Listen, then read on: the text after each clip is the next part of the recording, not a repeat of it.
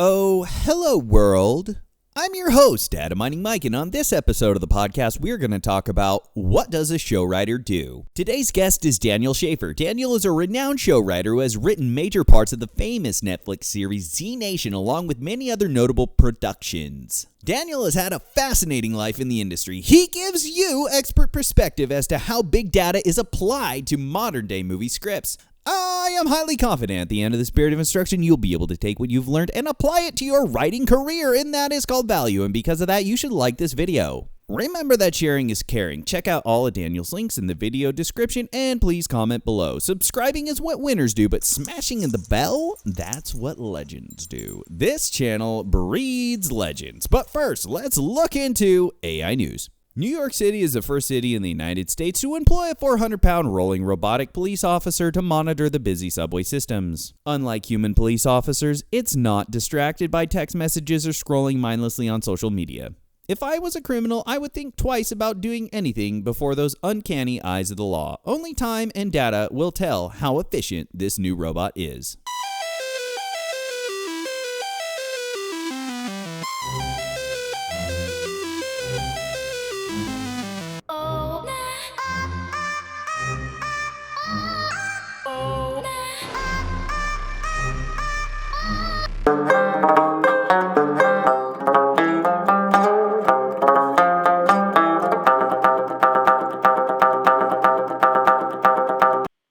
Everybody, Daniel Schaefer. Daniel? Howdy. Danielson, tell the world about you.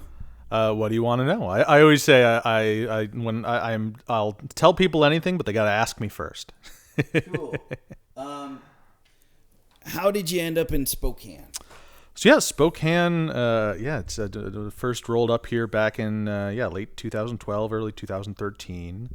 I was working as prior to coming up here, I had been working as a photographer, and actually at the time was working for Leica Camera, the camera company, as one of their key brand ambassadors and client managers out of Los Angeles. So they had a store and gallery down there, and I was sort of in charge of the VIP side of it, so dealing with a lot of DPs and celebrities who had camera collections and things like that, and was just getting really burnt out on sort of the luxury sales side of things and dealing with just obscenely rich people who didn't really care whether or not whatever happened. So I was sort of feeling something fresh. And my father at the time had just started working on a show called Z Nation, a zombie show, and they had found this little town called Spokane,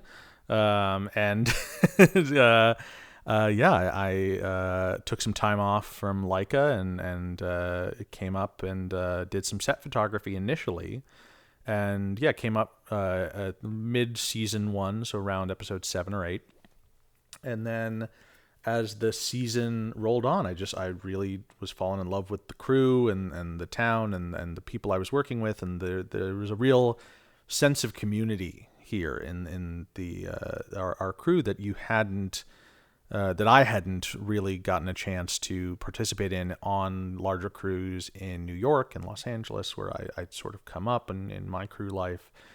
And then at the end of season 1, my father had to go down to Los Angeles for a couple of days to deal with some family issues and things like that. Nothing major, everything was fine, but I ended up staying in Spokane just because I'm not a big flyer and it wasn't really something I was needed for. And a little disaster on the set came up, and we lost our key location for the finale. And my dad at the time, again, because he was working on some things down in Los Angeles, was unavailable, which typically is sort of pretty rare.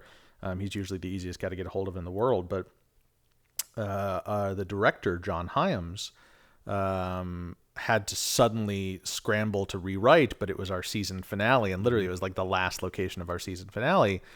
And he wasn't 100% confident what Carl had planned for season 2 or season 3, 4, 5. So he wanted to make sure it was set up right. So he just kind of like barged into where I was sitting and was like, "Do you know what your dad has planned?" And I'm like, "Kinda." And he was like, "Get in the car."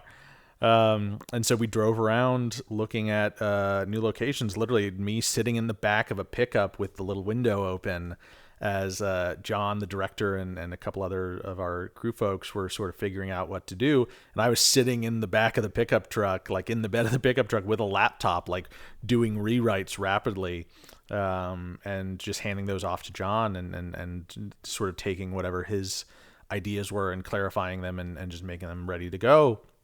And then luckily, before things had to sort of dive in, my father came back and was able to take everything. And luckily, I had done a solid enough job on the writing front where it sort of raised his confidence in his ability to hire me, but also raised the confidence of John, who was our key director in seasons 1 and 2. And I was asked to come on as a writer formally for season 2, 3, 4, and 5. And then additionally for the spin-off that we shot in Calgary, Black Summer. That's awesome. Yeah, and it was definitely, like I said, I'm an industry kid. Nepotism is always a version of it, but I always like to say the version of nepotism that our family subscribes to, because both of my parents are television writers. Both of my parents are Writers Guild Award winners. I am one of only 2 kids in the entertainment industry who have 2 parents who have both won a Writers Guild Award. The other kid is my younger brother. So my parents are very talented, prolific writers before they even met each other. And sort of the chaos therein is it's less that I was just an industry kid who decided he wanted to get into movies and because his parents were in, yada, yada.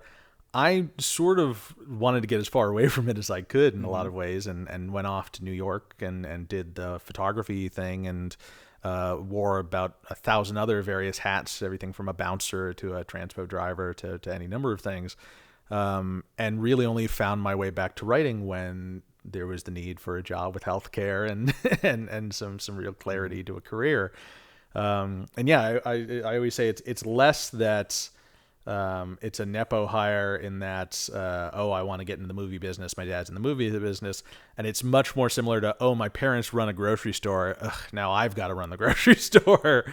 And again, because my parents are writer-producers, much more in the vein of less sort of just a person at the top of the crew and more someone who's really, both my parents have done every crew position, have come through the ranks on their own. And I did in sort of my own weird parallel way of doing both at once. That it's one of those things where if I wasn't completely into it and working my ass off, I would be the first one fired every time.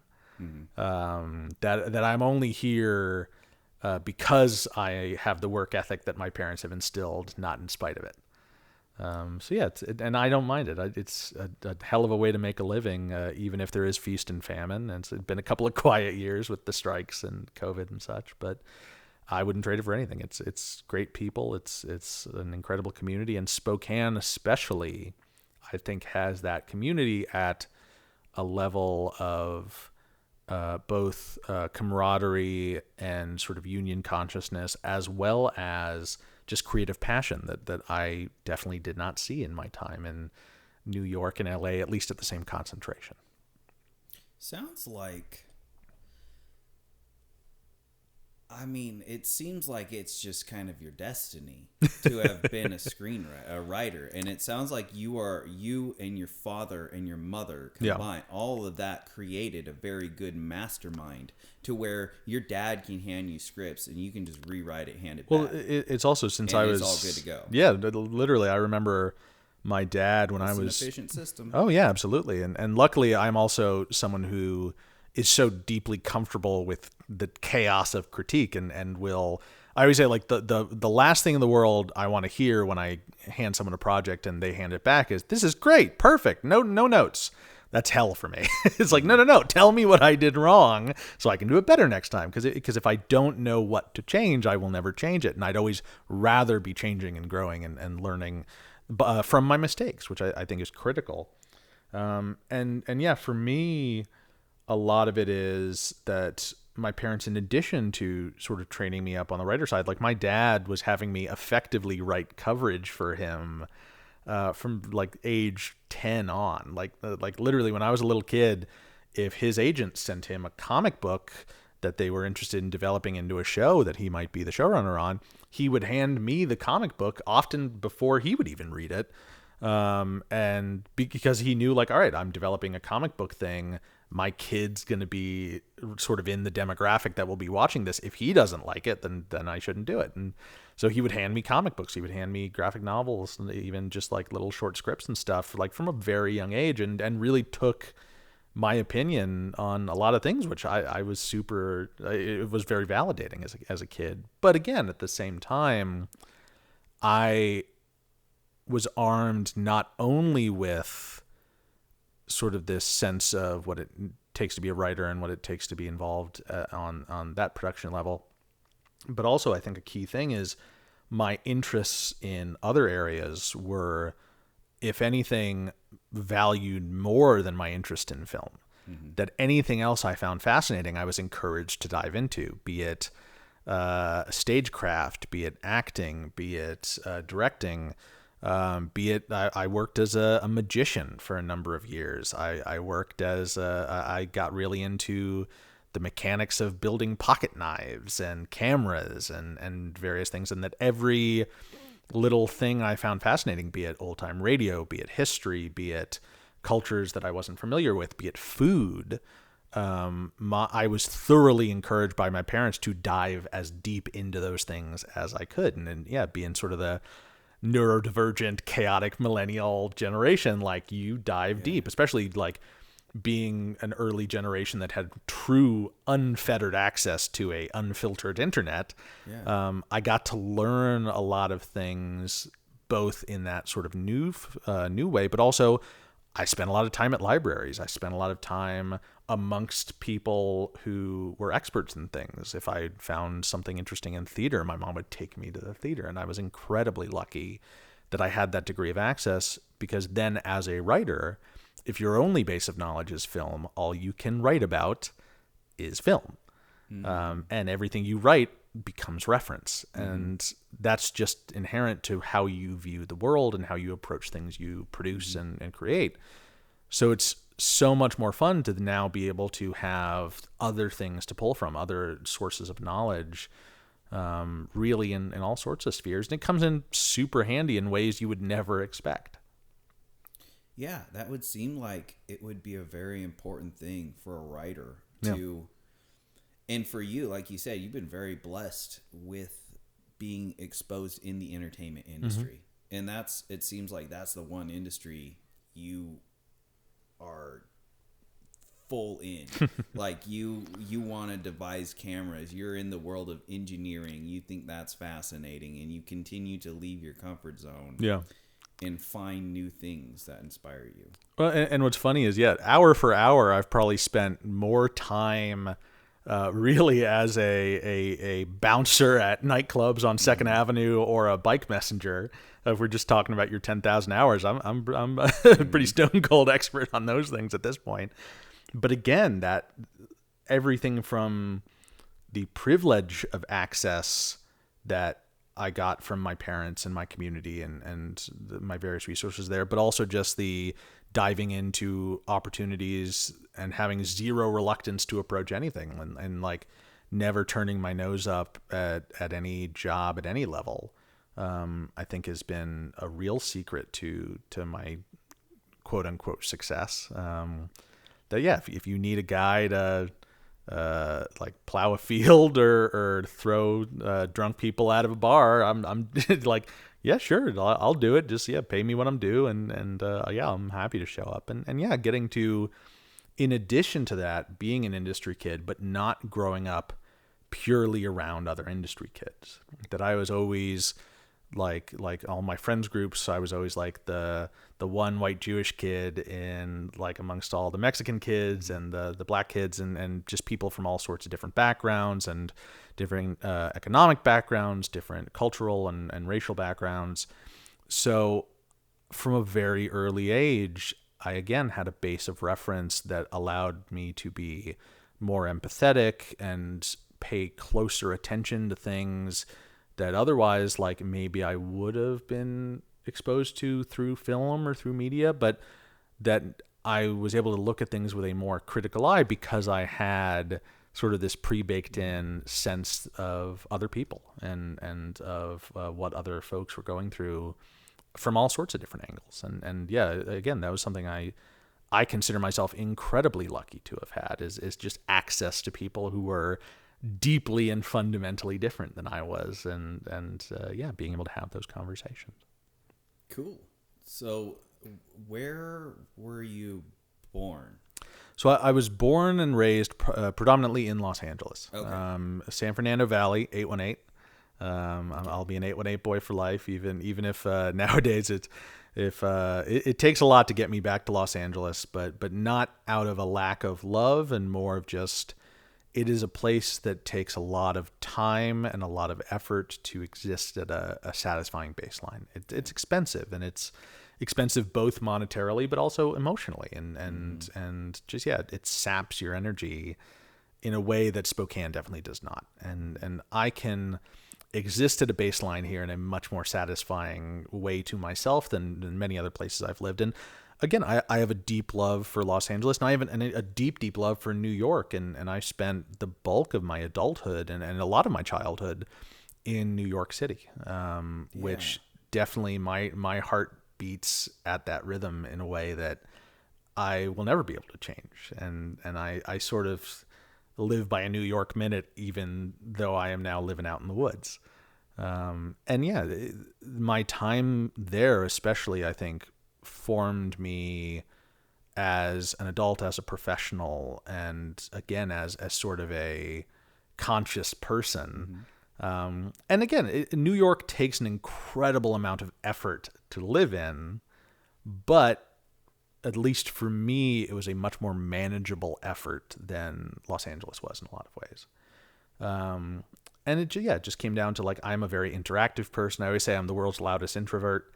I will talk to anyone, but at the same time, I'm perfectly happy just like sitting in a room or off in a field somewhere, just completely alone. Like, those are equally valid ways for me to spend a day, and one does not sap me more than the other. And in a funny way, I think Spokane is kind of the perfect medium of that, because I can disappear into the woods, but also, like, every single person in Spokane will talk to every other person in Spokane at any given time. It's funny. I was joking with a friend of mine the other day who came and visited from New York that, in a strange way, Spokanites have more in common with New Yorkers than they do with Seattleites. And there's a sort of sense of generalized empathy, and that we're all in this together. That, like, in New York, you sort of see in that sort of post 9/11 of it all, and in just the, like, a New Yorker is a New Yorker. And in a weird way, Spokane has that same energy. And I still haven't, again, I'm relatively fresh here. I've been here on and off since 2012, 2013, but I've only been full time for the past 3 years. And there's a lot to discover, but at the same time, I very much see myself here full term. Like, this is where I want to spend. This is where I want to build a life. This is where I want to have a house and some acreage and a wife and kids and a couple of cows. Who knows? Especially now that you got a taste of it. No, absolutely. And Spoiled your dog. Oh God. Yeah, no, I'll never be able to live in an apartment again just because my dog's used to 10 acres. And so that's sort of a minimum now. And he's such a friendly dog too, that either I need neighbors who are more than happy to say hello to my dog anytime I let him out the door, or I need neighbors that are far enough away that he's not going to go tromp 30 acres to go visit the neighbors. And so, it's luckily I've always found myself pretty good at navigating neighbors that other people get worried about. That I tend to get along with the nasty neighbor in the neighborhood. That's always been the story. I'm one of those people. It takes a lot for me to not get along with someone, even in the most drastic differences, short of you being an actively cruel person for no good reason. Like that'll disqualify you pretty quickly. But if you have even the loosest sense of empathy, I will at least try with you. You absolutely, and you can get away with that here. Yeah, unlike probably in rougher places that you've been to. Well, and in a weird way, it's not even. I would rarely describe a place as like a rougher place. I would say that like there's a lot of places that are much more complicated, but there's also many places that are much simpler. I spent, like I said, I was here about 6 months of the year from 2000, let's say 2013 on, but I left for college in 2011. And effectively from 2011 until 2020, I was in a different city an average of every 3 months. I lived on the road. I lived in rental cars and in motels, and really wherever there was an interesting job or just a job, depending on what my financial reality that month was. Because again, it is an industry of feast and famine. And I've spent time all over the country and in some cases all over the world. Definitely not as all over the world as I would like. I've spent some time in Europe and some time in Canada and such, but I've not had the chance to go to Asia or Africa or a place like that. But a thing as a through line is there's definitely places that are more complicated, but I would rarely describe a place as rough or dangerous, short of like this is a war zone. Like a friend of mine recently, I was talking to, one of the best work opportunities I had is I got to travel with the New Eurekan Teacher Society, which was run by a gentleman named Mickey Melendez, who's the founder of the Young Lords, which, for if you don't know, that is the Puerto Rican equivalent of the Black Panthers. This is a group that literally took over the Statue of Liberty with AK-47s and hung a here, you want me to start that over? Nope. Just to get rid of the beeps? It's all good. It just, I'll just start over the sentence. So you have something. No, everybody's still hearing on audio. Oh, there you go. Yeah, so it just takes over. But yeah, Mickey Melendez, the young Black Panther Ricans. Yeah, essentially. So the Young Lords, which were the Puerto Rican equivalent to the Black Panthers.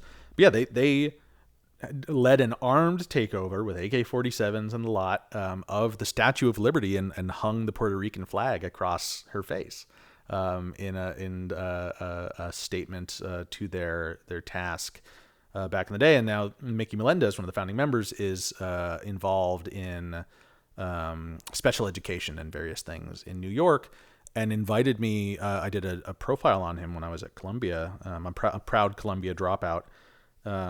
And I got to go with him to Cuba, which was an incredible opportunity, and got to photograph special education facilities across Havana, which, as a kid who grew up with learning disabilities and has many friends and family members who are differently abled in one way or the other, it was incredible to see just how supported these people were from like kindergarten age all the way through adulthood.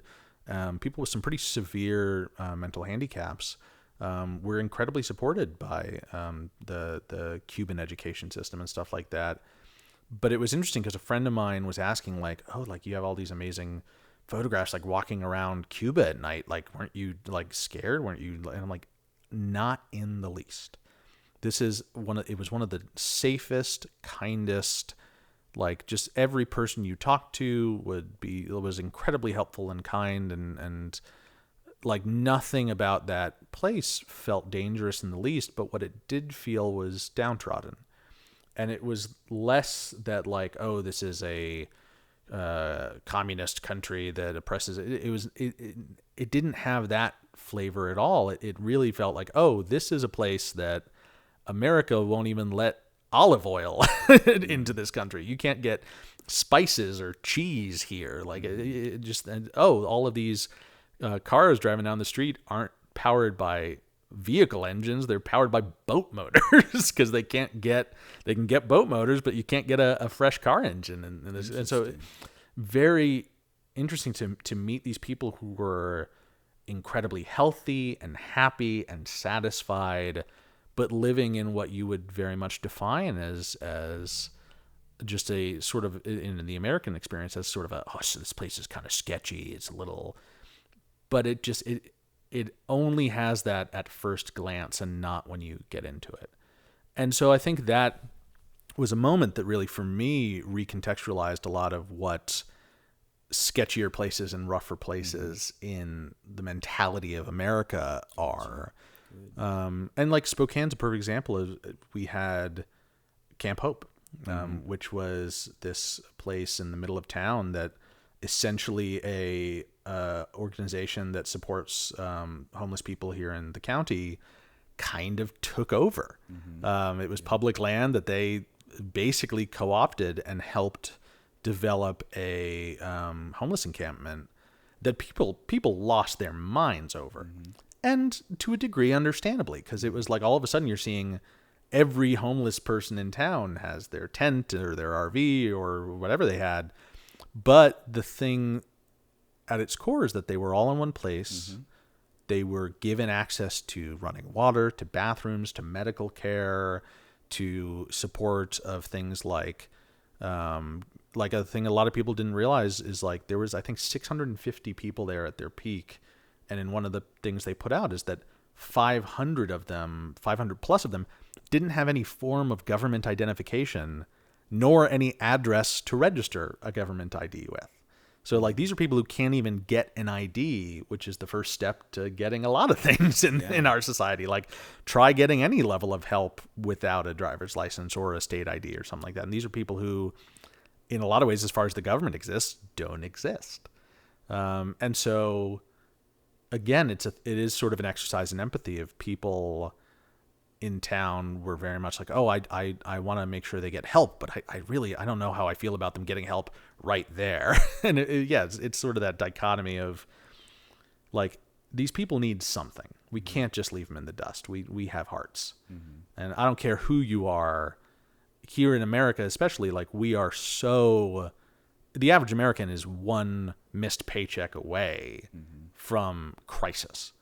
They are one. I remember there's a statistic in before COVID of the average American was one $600 emergency away from homelessness. And I believe it. I totally believe it. Exactly. And that is a thing that I think very few people realize until they are faced with it. And it is a very dark thing to face. But I think, again, another big reason I fell in love with Spokane is this is a town that when I first came here in 2012, like I had a lot of love for it then. And my politics are complicated. I would not describe myself as a Democrat or a Republican. Like I'm as you've heard me say time and time again, even in this, like I am empathy based. I just want everyone to be okay. like past that, it's a much longer conversation, but like, I'm just trying to make sure everyone's got what they need. And this is a town where I feel like that sort of progress I have watched constantly on the uptick since I first came here. That there's very few things about Spokane that don't seem actively better for the people of Spokane than they did when I first got here. And that's such an incredible thing I can't think of really another city I've spent time in that every single metric I can think of, and I'm sure I'm missing something as we all do, but that every single metric feels positive and feels like it's on an upward trend, and that the general Spokanite is doing better today than they were 10 years ago. I think is a really interesting thing to sort of think about.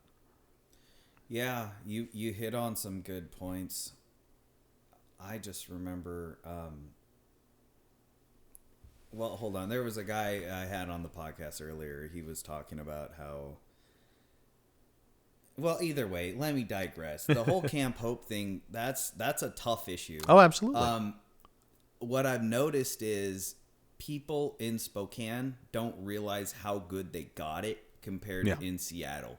But the thing is, it's like people in Spokane actually care. Yeah. In Seattle, it's like they gave up, they're dying. Well, it's funny. It's a lot of people describe Spokane as a very conservative place, and I actually don't necessarily think it is. And again, sort of the politics of it all, conservative means a fundamentally different thing than it did 5 years ago, 10 years ago, 20 years ago. Yeah. But I feel like Spokane in a lot of ways is far more libertarian than it is anything else. It is very much, it is about independence. It is about like, I've got mine sort of mentality. And luckily that tends to stray towards the I got mine, now let me help you get yours, rather than I got mine, now fuck off. Which is like sadly very distinct of sort of the American libertarian mentality. Is like, I've got mine, now leave me alone, is something that you see every so often. But I feel like here, even the people who play that libertarian line are actually still in a very emotionally conscious, empathetic place, which is really nice to see. Because like I live out effectively in the middle of nowhere in a lot of definitions. Like we're on 10 acres out in the middle of the woods, and many of my friends from back in my city days sort of ask me like, oh, are these like are these people sort of like, what's their deal? How do they deal with you being like a Jew? And like, I'm like, oh, they're fine. I just had to explain it to them. Like, I was definitely the first Jew that about half of the people on my block ever met. But again, it's like, that wasn't a negative thing. And it's a little different if I stroll into Idaho. People look at you a little different when you're wearing a Star of David in Hayden Lake. But it's Hayden Lake's a unique place. It's a very that's a place all its own. And nothing against Hayden nowadays, but there's some eyes with leftover thoughts that float around in Idaho. But again, I think it is a thing of, if there ever is a lack of empathy in Spokane, it is only because it is someone who has not been given prior access to a type of person, a type of situation. And often, as soon as they think about it, then they're like, oh. Like I had a neighbor who, we were just talking sort of about state of the world a year or two ago, and they were very, very concerned about the migrant crisis. Migrant crisis. Yeah, just the idea of like, that there are people coming for our border, all this, and the question I posed to them was simply like, what if you had to do that?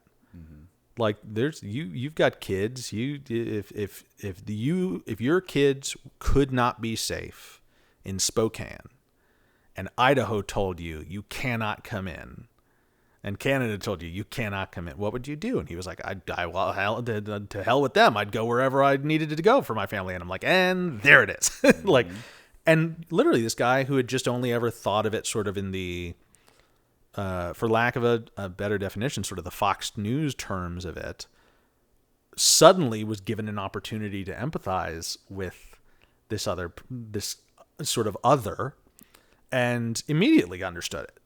And it's just, he had just never been in a situation where he'd had to be critical of it before. And then as soon as he was like, oh, that's why people are sending their children alone across the desert for the hope of a better life, or like breaking the law effectively in order to get their families away from X, Y, and Z. And it's just something he had never interacted with. And again, to sort of loop it all back to film, a big goal of filmmaking is to create content that, of course, is profitable. XYZ, always a concern, but ideally that you can create content that has the ability to give people those critical lenses and allows them to think about things in different ways, and allows them to approach things in ways that were unfamiliar, that are equal parts attractive to them, and like, oh, I wonder what this is about. And then they watch it and like, oh, wow, that's something I never thought about. Because it's one thing, like, if you make a movie that they're obviously going to go watch, but if you make that movie that they're obviously going to go watch and then you only tell them what they have already been told, then you're offering nothing new. And especially as a filmmaker, you just fall into sort of the trope of it all. But it's really exciting when you can create something that is like, oh, like anyone will want to go see this, and then they see it and they wanted to go see it from day one, but there's elements of it that they never expected to see. So now, you have more exciting cinema, you have more interesting stories, you have angles that the other person has never considered, and now you've opened up a whole new pool of things for them to look into that they never would have approached. Potentially new films, new media, new games, all sorts of things. And that's always super cool when you can sort of combine things and utilize creativity to broaden someone's horizons, and which can then in turn allow for them to broaden their creativity, and hopefully it's sort of a, whatever the opposite of a vicious cycle is, a benevolent cycle, let's say. Yeah, that's good. And you're very educated. That's what I keep thinking. I'm like, yeah, your travels around the world have definitely shaped you into the person you are. I just try to pay attention. That's because the running joke is like, in a lot of ways, I would argue I am actually very poorly educated for the function of, you're articulate. Again, which is the luck of my family and my upbringing. But I was a kid with pretty severe learning disabilities growing up, to the point where I was testing equal parts. Like I would go in for my curricular testing in LAUSD public schools and be testing both highly gifted and special needs in the same test. Maybe you're on the spectrum. No, exactly. I'm pretty sure just about everyone is nowadays. Yeah. Especially you watch enough TikToks, you're gonna be, you'll figure out exactly what your problem is. But yeah, that I am definitely someone who a lot of education failed. That I did not have proper access to empathetic teachers and to people who were able to sort of help me through my education till pretty late in my education. And there was definitely some incredible attempts. Even like in the third grade, I had Miss Cottrell, who was a nightmare. I then had Miss Friedlich, who was one of the sweetest people I'd ever had, and really completely changed like my approach to, like, literally in the third grade, changed my approach to how I ingest information. And that sort of cascaded into Miss Kaufman in the fourth and fifth grade, who really changed the way that I think about other people and other cultures. And I went to something like somewhere between 7 and 10 different schools from the second grade to 10th grade. And a lot of those were either because I wasn't checking the boxes educationally and was not scoring well and was not turning in my homework and was having issues with my attention. And some of it was I was being bullied for being who I was or not understanding how to interact with people. And I sort of finally got very lucky, and I landed at a school called Champs Charter High School in Van Nuys, California, which the years I landed at was in utter chaos. It was in severe debt. It was a high school in the back of a Korean Lutheran church in an old elementary school building. Like, it was just utter chaos. But again, it was a really eclectic group of people. It was an incredible level of talent. I was a theater kid during that time, but even then left the theater program when I felt it no longer suited me and sort of started down the photo path. And then even into college, like I'm a double dropout. Well, in some ways a triple dropout, because I started at Santa Monica City College when I was still in high school. I never finished that program. That was a radio program.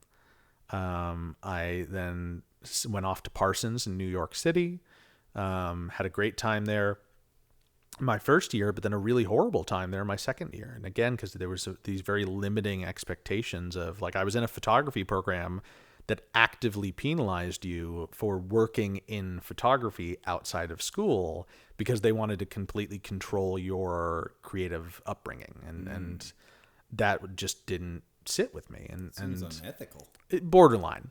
And so I left that school and got very lucky, got to study in Italy for a time at a school called Saatchi, which sadly no longer exists. But I would definitely encourage people more than anything, like any college you go to or any lack of college you go to, if you can spend that time in a different place, in a different country, amongst different people, take every second of that you can.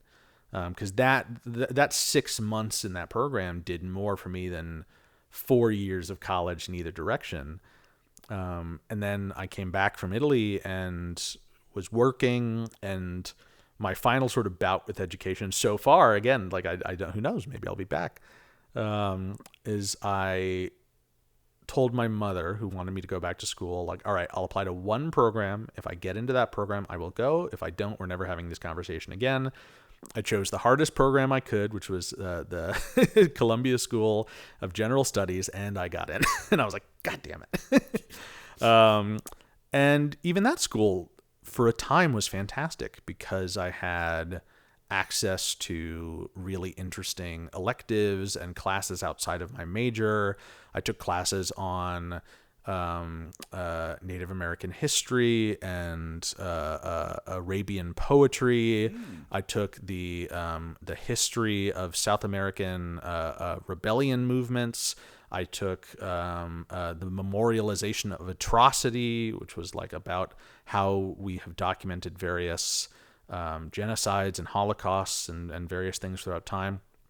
But then I accidentally came to a road where, because I had gone to Parsons, which did not have general education requirements, I ended up having to do 3 semesters alone with no electives of just math and science. And I'm like, I'm done. I'm not paying Columbia money to just like bore myself to death in college level accounting. Like I will aspire to be rich enough to hire an accountant, which I'll figure out some way to do that.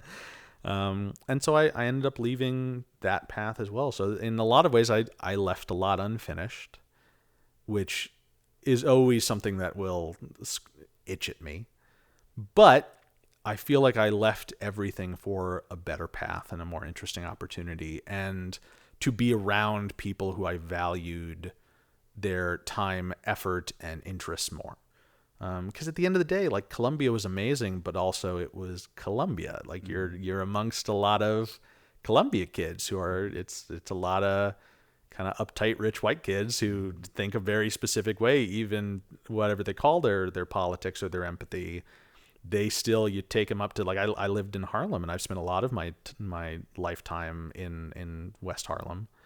And I'd invite a kid from class just up for dinner, and they would like walk from the 145th Street station to my apartment on 152nd, like as if they were walking through a war zone. And I'm like, dude, it's like everyone around here, these are just like families and nice folks and like old people. Like, why are you freaking out? It's because they're from Connecticut and have never seen more than 4 black people in one place at one time. Wow. And I'm like, chill out. Like, like, I know everyone between the 145th Street station and my stoop. Like, you're going to be fine. And again, it's for me, the thing that sealed the deal and why I left Columbia at the end of it is that there was a lack of perspective amongst the people as to there was a lot of talk as to progress and to open-mindedness and very little practice of it. And so I was like, I would rather spend my time and money someplace where I am amongst people who are truly open-minded and actually putting their money where their mouth is. And to me, that has become Spokane. And especially now tapping back into the film community here. I've yet to find an artist community that rivals it for me. Maybe in some places like in places like Stillwater and Minnesota. Like, Minnesota's got an incredible, very underrated arts community. Pockets of Los Angeles and New York, of course, do, but then they have their own potential toxicity. And Spokane's definitely not above that yet, but I think it has a much higher concentration of kind-hearted, interesting, interested people than almost any other arts community I've ever tapped into. Yeah, I agree, man. I've been noticing, like, it's been turning in between Spokane and Coeur d'Alene. Yeah. Dude, it's almost like New Hollywood. No, and I think... There's no denying that. Oh, absolutely. And I think there's a lot of potential for growth here in a way that I can't think of it. Like, if we're just talking a film town, I don't know if there's a better production film town in America right now as far as the potential goes. The thing we're missing is the money. We need the investment, either internal or external. And the trick is that external investment is sort of what everyone considers, because that's where the money's traditionally always come from. And we need to figure out if that money, I firmly believe that money is here. We just need people who aren't necessarily looking at investing in film as much as they are looking at investing in the community. Because it's the difference between, we'll have a hard time finding someone who's got somewhere between 1.5 and $5 million to make a movie here. I think that money is here, but having it here and ready to go is a different conversation. But I think we can find people who have a couple of grand or even a couple $100, and like if you had $500, you could make a hell of a short film here. If you had 5,000, you could make a pretty serious one. And if you had 50 grand, like you could be like one of the biggest name producers in Spokane pretty quickly. And especially when it comes to what we're searching for here, and as involved in the film community as I am here, are people who want to be beacons in the community and who want to help build, because that's where our real job is over the next few years, is that we can bring that external investment in if their confidence in us is high and if our confidence in ourselves is high. And that's a big reason we've been doing these mixers and various things, is because, especially in the post-COVID era, there was a lack of confidence. There was people's comfort had been shaken because, again, feast and famine, but that really was pressed to the maximum when it's been a famine for almost 4 years. And now, luckily, there are projects on the horizon now with it was straight out of COVID into a strike. And there's a strike still going. And hopefully we can be in a place within the next 6 months to a year that people are getting their 100 days, 120 days a year of union work to make sure that they have health care. I'm not tracking that. Okay, I know there's a strike. Yeah. I don't know the context around it. So the simplest version is the governing body or sort of negotiating body for the producers. So that's like the production studios. So the Netflixes, the Foxes, various things like that, is called the AMPTP. They negotiate against the various creative unions. So that's IATSE, the Screen Actors Guild, the Writers Guild, every several years. I think it's 3-4 years, somewhere in there, to find sort of a deal that matches the market. So is that why there's a writer strike every 3 years? Exactly. And the problem is the writers never really no one's asking for anything obscene. They're just asking to make a living wage, and ideally past a living wage, a thriving wage. But at minimum, the ability to like have a house and raise a family and have health care. And sadly, the AMPTP, which negotiates on the behalf of these multi-million-dollar companies that are like, at the end of the day, people forget, like, companies like Netflix and Fox and stuff, some of them are like literally owned by like defense companies. It's like the BlackRocks and the Boeings of the world are just as tied into it. So there's two sides of it, which is there's people trying to make money in a creative profession, and there's people who are just trying to make money at whatever cost. And so the thing that's been sort of the defining feature of 2023 has been a writer strike paired with an actor strike. And it's been a long time since you've had two at once. And the directors also had their contract come up this year, but they got their negotiation done pretty quickly. It's a much more complicated conversation. But the simple version is the writers finally, the strike is over for the writers. That strike broke just a couple of weeks ago. But it broke at a deal that should not have taken 6 months for the producers to make. That nothing about the deal is like a major blow to them. The initial ask was for less than 1% of the AMPTP's yearly expenditure. The final agreement was for about a third of that, I think, roughly a third. And again, this is a massive increase to the writers. It's less than 1% of, and they fought us tooth and nail for like, what was it, 148 days that people were out of, an entire industry was out of work. And it's one of those things that like, you'll never find logic to it past like just taking advantage of people. And now, sadly, we are still under the context of, so the writer's strike has ended. So writers can get back to developing projects, can get back to like being paid to write. But the writers are still standing with a degree of solidarity with the Screen Actors Guild. So the actors are still on strike. And the reason being is some of the things they're asking for are significantly more complicated. Things like profit sharing that goes down to a much more precise level. Things like getting paid for self-taping auditions and things like that. So things that they're totally due, but are fundamentally really aggressive changes to an industry that's been doing it the same way. Like auditions have not changed really from, I don't know, the silent era until COVID. And when COVID hit and everyone went to self-tapes instead, and the self-tapes have been around pre-COVID, but they were definitely less prevalent. There was a lot more in person. But self-tapes are an incredible amount of work for an actor. You're essentially having to like shoot and edit your own content. Yeah, you gotta be your own thing. Exactly, which it's a lot of time and effort. It's a whole new learning curve that all of a sudden an entire industry has had to learn. And it really doesn't test you as an actor. It doesn't, and it's more about getting you seen than anything else. And my hope is, and sadly, the reality is that the Screen Actors Guild has asked for reasonable but complicated things. And the AMPTP has just flat out refused to negotiate. They literally like just stopped showing up to negotiations for no good reason, just to punish them.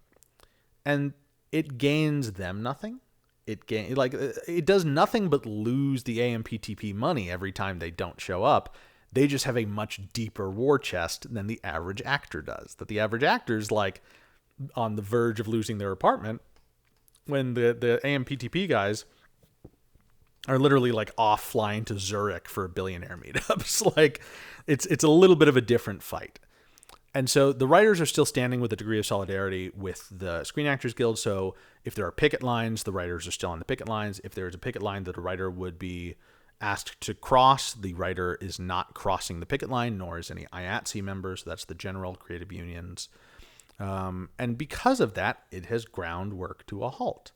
Now, luckily, there is a degree of work that is still ongoing because the Screen Actors Guild has allowed waivers. And what a lot of people get wrong about the waivers is they think the waiver just means like, oh, no, go ahead, you can make that. And it's actually no, it's you can make that because your production company, whatever the small production company is, has agreed to the terms that we are asking that the big ones are not agreeing to. So if you get one of those waivers, it means that you have, as a producer, said, yes, I will agree. Whatever you are asking for, I will do. And so that's a lot of people that just thought it was like, oh, you're just letting these people get away with it. And like, no, you're letting these people continue production because they have agreed to what you were asking for. They have agreed to what you have asked in the context of bargaining. Luckily, we've got a couple of productions rolling into Spokane, hopefully, that have those waivers in hand. So there is going to be work here in the near future, which especially for a town that has such a small and tight-knit crew makes a incredible difference. And again, I know I echo the feast and famine of it all, but I have very good friends who have worked a lot more in the past year than almost anyone here in Spokane has, who are truly on the verge of losing their apartments and losing their livelihoods, or have already lost it. But in a town like Spokane, the cost of living is still reasonable, and their sense of community allows people to wear multiple hats and find multiple sources of income in different industries. People have weathered the storm here much better than many other production towns. And I know people in Los Angeles and New York who are hurting badly, who have worked 3 or 4 times the amount that we have here.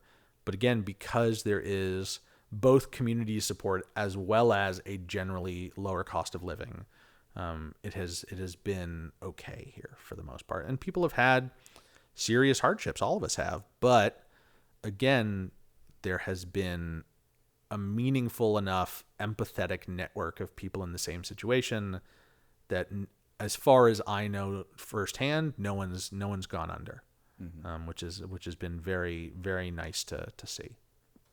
Yeah, that's an important thing, and you touched on a lot of points. It seems like the negotiations between the union and whoever you said was the acronym. Yeah, the unions and the AMPTP.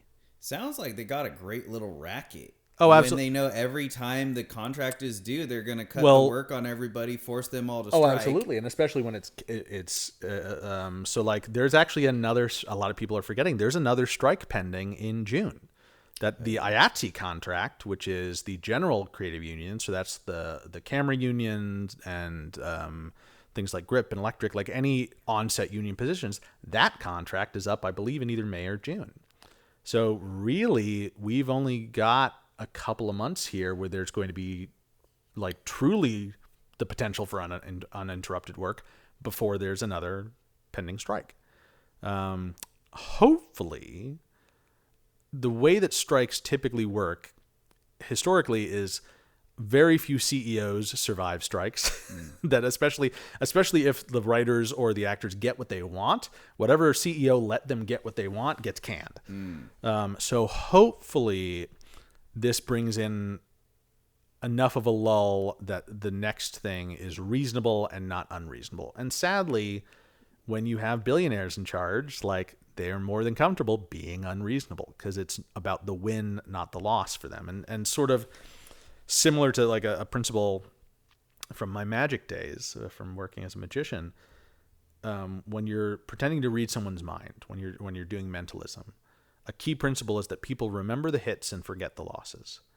So if I'm trying to sort of pull something out of someone, like I'm a fake psychic, and they remember that I like, oh, your mother's name, it starts with an M, and they're like, oh my God, my mother's name is Martha. Like, they remember that hit, but they forget that I'm like, oh, and your father's a G. Like, no, my dad's name is Paul. And like, they forget the ones that didn't work and remember the ones that did. And so that we find that same thing in the context of sort of this billionaire class, is that they sell themselves on their wins and not all of the losses. It's the Elon Musks of the world who have had enough money behind them that dude can fuck up at every turn, but we remember the 2 or 3 times that he's, oh, okay, that worked. But we forget the fact that, like, oh no, he has lost so much more money than he ever made. Like, I remember there was some math the other day of like, yes, he's the richest man on the planet, but also if you look at the amount of money he has left on the table or walked away from, that he's also lost more money than any other person on the planet. And so, yeah, it's always the headache of that, is that as working class people, that it's very difficult to negotiate with people who don't know, like, can't even fathom the price of a gallon of milk, can't even tell you how much gas costs. And yeah, so on the union side, luckily, I feel like there are a few better times to be a union member than now, especially in the post-COVID era. I think there's a real sense of union consciousness and the value of collective bargaining and the value of community in that way, that may have been kind of absent in the world of the past 20 years. Like, kind of the 90s, 2000s, there was a lot of ways to get around the union side of things that felt very beneficial for a lot of people, but in the long term did a lot of harm. It's where you get the gig economy. It's where you get the Ubers and various things of the world. Because, like, yeah, you play the Uber line of it, and Uber is a company that has literally never made money once and has cost all of their quote-unquote employees incredible amounts of money. It's essentially impossible to be profitable in the long term as an Uber driver,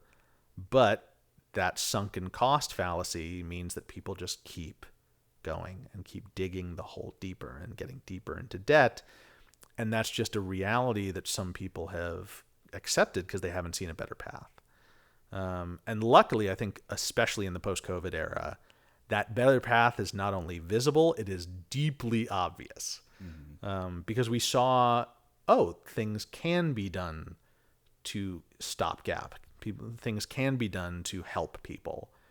And now we're like, well, why aren't we doing that all the time? Why does it take the world almost ending, or at least seeming like the world's about to end, for us to, like, give people a modicum of respect in their need?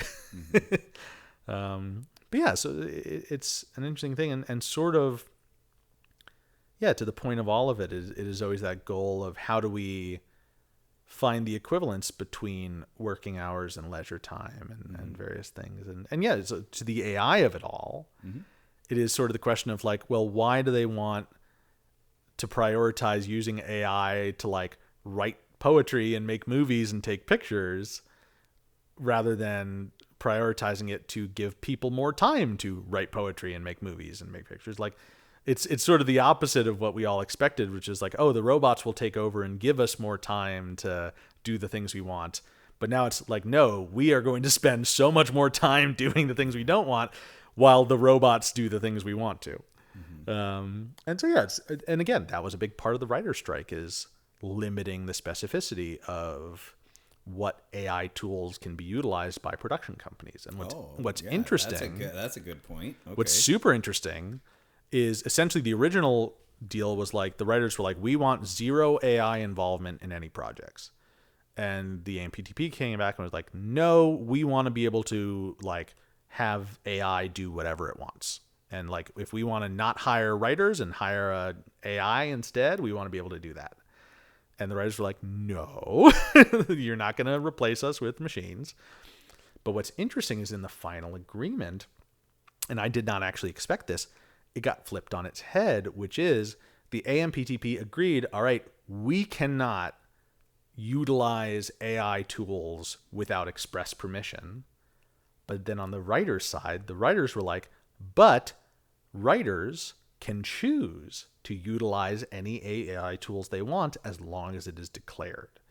So it actually kind of went in the right direction, which is instead of a major corporation attempting to cut out the little guy by replacing them with a machine, the little guy is now able to utilize that machine to make their life easier, which to me is the ultimate goal of AI in a human-centric world, which is we want these tools to give us more time for ourselves and more time for leisure. And I'm trying to remember, there's the literally like the 1910 union quote was like back when the fight was for an 8-hour workday, was 8 hours for work, 8 hours for sleep, 8 hours for what we will. And I always thought that was a really interesting thing. And that has sort of become outdated even on its own. So now, like, the fight is not for 8 hours, 8 hours, 8 hours. It's for like a 4-day work week instead of a 5-day work week. And it's for like, no, it's like, there's no reason we have to be working this hard and like working ourselves to the bone, because we have tools now that can help us actually be more productive in much less time. And like, it doesn't actually make you more money to work us to the bone. It's like, give us a real amount of time off for us to live our lives, and we're actually better workers when we come back rested and satisfied. And so, yeah, the AI of it all I find deeply fascinating, and I am both a deep skeptic of the abuse of it, but also incredibly hopeful of the utility of it. That I think in the context of it being a tool for artists, a tool for workers at any level, I think it has incredible value. The trick is, where is your bridge point where it does truly replace a job? Say you have auto manufacturing. Like, at what point is it genuinely safer to have a fully automated process where you have, instead of 10 guys on the line, you have one guy? Say it's coal mining, say it's a job that's genuinely dangerous. But now you've got all these coal miners who have nothing to do because there is a robot who's able to do it without risking a human life. And do you try to find them other jobs, or do you just try to find a way to make their lives better that does not require a contract of work? And yes, especially in the context of AI, I think we are at the bridge point of things like that conversation of universal basic income, or some version of like social safety nets that aren't necessarily desperate need based, but just functional need based. And it'll be really interesting to see how AI plays into that over the next 10, 20 years. Yeah. Yeah, you brought up some good points. I think about that all the time. Yeah. As I sit and I develop models myself, and I'm like, okay, what could I replace? And the more I deal with ChatGPT, the more I just find myself arguing with it. And as a Well, that's sort of its design, isn't it? It's like that argument strengthens it, if anything. yeah, it definitely strengthens it. For my creative side, I pretty much gave it up. Yeah. I gave up ChatGPT. I can't make it conform to what I want it to do or anything. But you brought up some good points. Well, first off, the screenwriters are never going to be replaced. That's the hope. You can't. They'll try. They'll try. But What pisses me off in this industry, in my industry, is I see a lot of these charlatans. Yeah. That don't know nothing about the technology, and they will go to the screenwriters unions and say, we could replace you, replace you, but they don't have that. They're selling a bridge to nowhere. Well, it's also that funny gap of like, it's pretty hard to replace a screenwriter. It's pretty easy to replace an executive. And in a weird way, so my first real run-in, not necessarily with AI, but with algorithmic decision making that I found was fascinating and equal parts very daunting, but also incredibly exciting, is when we did Black Summer, which was the Z Nation spin-off that we shot in Canada. Yeah. So a big part of that is that Z Nation, despite initially airing on the Sci-Fi Network, was a massive hit for Netflix. It was one of Netflix's most viewed shows well past its initial airing. We were in the top 10 most viewed shows really until the day they took us off Netflix. And that was just contract issues with a shitty production company. Now, what's interesting is that cost Netflix effectively nothing to air Z Nation. And they had like pretty much like if you liked zombies and wanted something running in the background, that's what people had going. So we did better numbers than shows like Orange is the New Black or even Stranger Things in some seasons. And we're this like truly like lowest of the low budget show. Now, what gets interesting is when Z Nation approached us about a spin-off, and they talked to Carl and John, rather than being hyper specific about sort of the creative control elements of it, what they did that I found fascinating is essentially they took all the keywords, all the evidence, all the data they had gathered. And Netflix has its own hazards. Ted Sarandos is no beacon of hope in all this, but there's some interesting elements to their methods. And so essentially they broke Z Nation down into keywords, into factoids, into data. And they then utilized that data to project almost to like the man how many viewers we would get. And they were like, all right, we need you to do X, Y, and Z. Here's how much money. So we think you're going to get this many viewers. If you make something that's what you think, what you say you're going to make, the algorithm says you're going to get this many viewers. For that many viewers, this is the amount of money you can have. And we were like, oh, okay. And what do we do with it? And they're like, we don't really care what you do with it as long as you check box 1, box 2, box 3, box 4, like whatever sort of the requirements of the job was. So it's like, it's got to be a zombie show. It's got to be this. It's got to be that. But it can be as many episodes as you want or as few episodes as you want. And essentially, their goal was it can be 6, 8, or 10 episodes. We don't care. We're going to give you the same amount of money. Either way, you either get to split it up 6 ways, 8 ways, or 10 ways. The other side of that was you can pretty much cast whoever you want as long as you check this box, this box, this box, as far as these are the markets we want to share it in. So we'd love to have someone of this demographic, someone of this demographic, someone of this demographic, but none of that was even in order. It was all very nebulous as to like, we'd like that, but you have creative. And essentially where almost any traditional network would have had like note on note on note, and we would have had to like get every tiny little thing from the color of the cars to the like style of the hair on the actors approved. Netflix was like, no, we know pretty much what this is going to do. Here's how much money we will give you. Get out of here. And it was incredibly freeing. And we were able to make decisions and take approaches that we never could have in a traditional context, because there was essentially, they trusted their algorithm so much that their algorithm trusted us, so they trusted us. And that's where I really find the algorithms and the AI sides of things really exciting, is where they can produce more potential for creative freedom. And that's where, it's real hard to replace a writer. It's probably pretty easy to replace a guy who's pushing those numbers.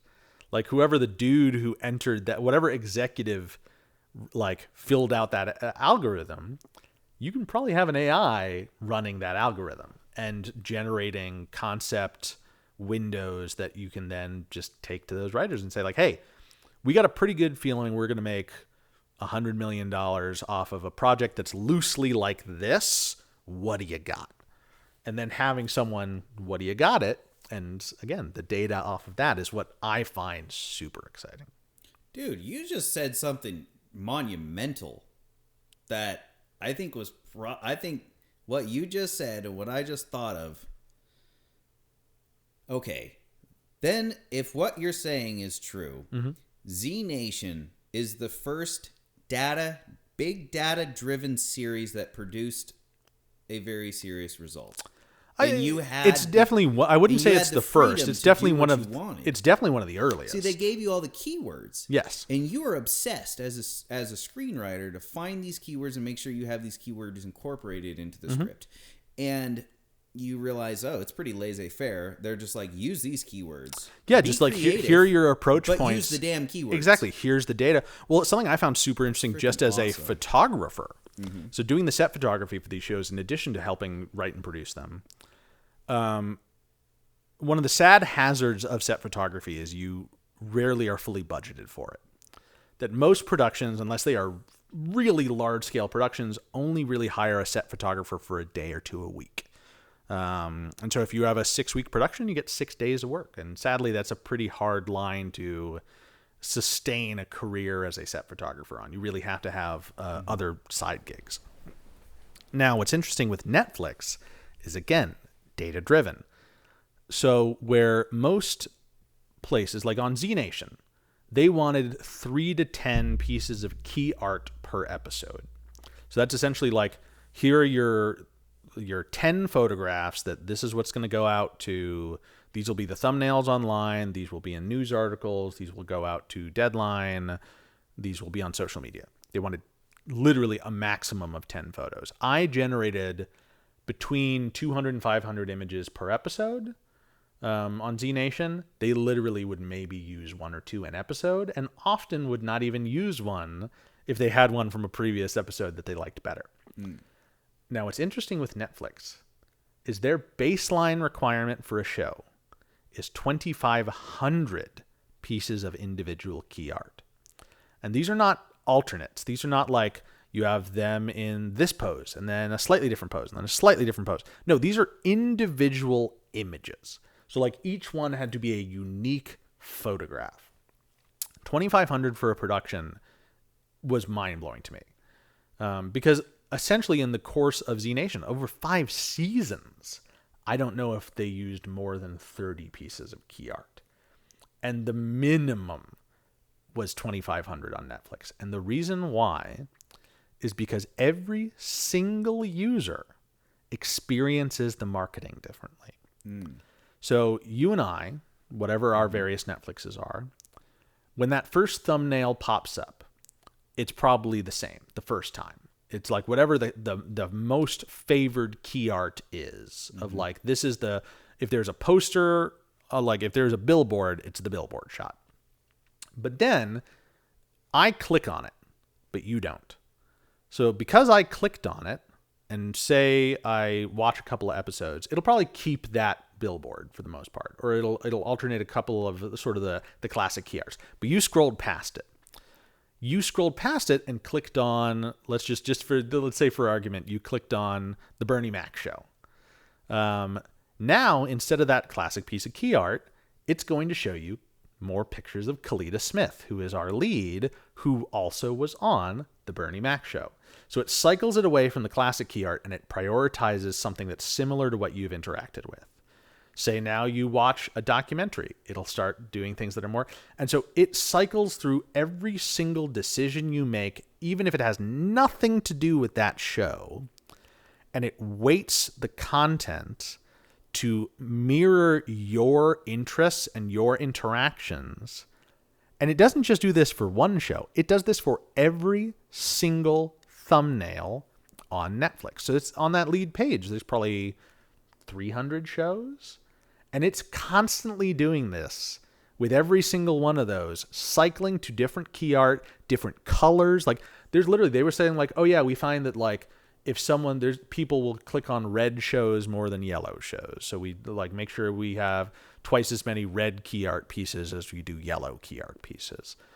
Or they find like, oh, people tend to click on the female leads more than the male leads. But also this school of people only clicks on the male leads. So we do need stuff for them. So it's so tailored that you and I, after just even a 15, we both made brand new accounts before, like we had never watched Netflix before. Within 10 clicks, we will have fundamentally different homepages that are so accurately tailored to us that now that top row, every time we'll never have to scroll past it because they have dived so deeply into our interactions because of the depth of their data that the idea, like if we scroll to that third row, they reset the whole system. They're like, oh shit, he got to the third row. That means we fucked up, and they will scramble the whole thing.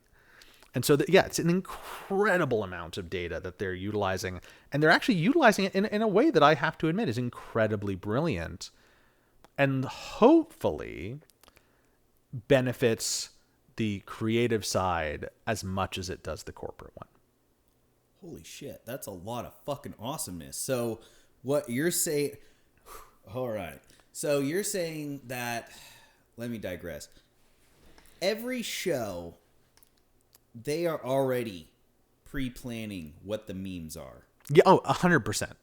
100%. Dawn on me that. Well, and also not just the like, memes. These are the memes, but they're utilizing memes in the like definitive context, not just in like the internet meme, image with some fun text on it, but like literally the study of memetics. Okay. Like how viral thoughts can exist in order. Like that's I remember actually the first time I ever interacted with the word meme was on a TED Talk, like literally when I was in middle school, I think. And it was about the idea of memetics, about viral ideas. And this is long before there was any discussion of it as sort of what we know a meme as nowadays. My father, who was one of the earliest guys sort of working, he had a project called Lightbulb back in the 90s that was sponsored by Viacom that was all about like, we don't know what this internet thing is, but we know that we're going to be able to put videos on it eventually. We're going to hire you, and they hired my dad, and he hired about 30 other people who were sort of the cutting edge creatives to figure out, all right, what is media on the internet gonna be? And ran that in the earliest form, like stuff like even like choose your own adventure web content and all that. Yeah. But this is like 97. Okay. I remember I was like 6, 7, 8 years old, like biking around, scooting around the offices at Lightbulb, which were right across from the Cinerama Dome in Hollywood. Scooting office to office on a Razor scooter that I had borrowed from one of the other guys on the floor, just like checking if people wanted me to make like vending machine runs for them, and they'd give me $1, and I'd spend 75 cents on the Skittles they wanted, and I'd pocket the quarter, like just a hustler from a young age. Yeah. But so that's the thing is like there is an incredible potential for this data as a tool for creatives. The hazard is that corporations will always prioritize profit over people within that context, and often are short-sighted in the way that like they won't think of, oh, we're going to have to like it actually we make a ton of money when we pay people what they're due and XYZ.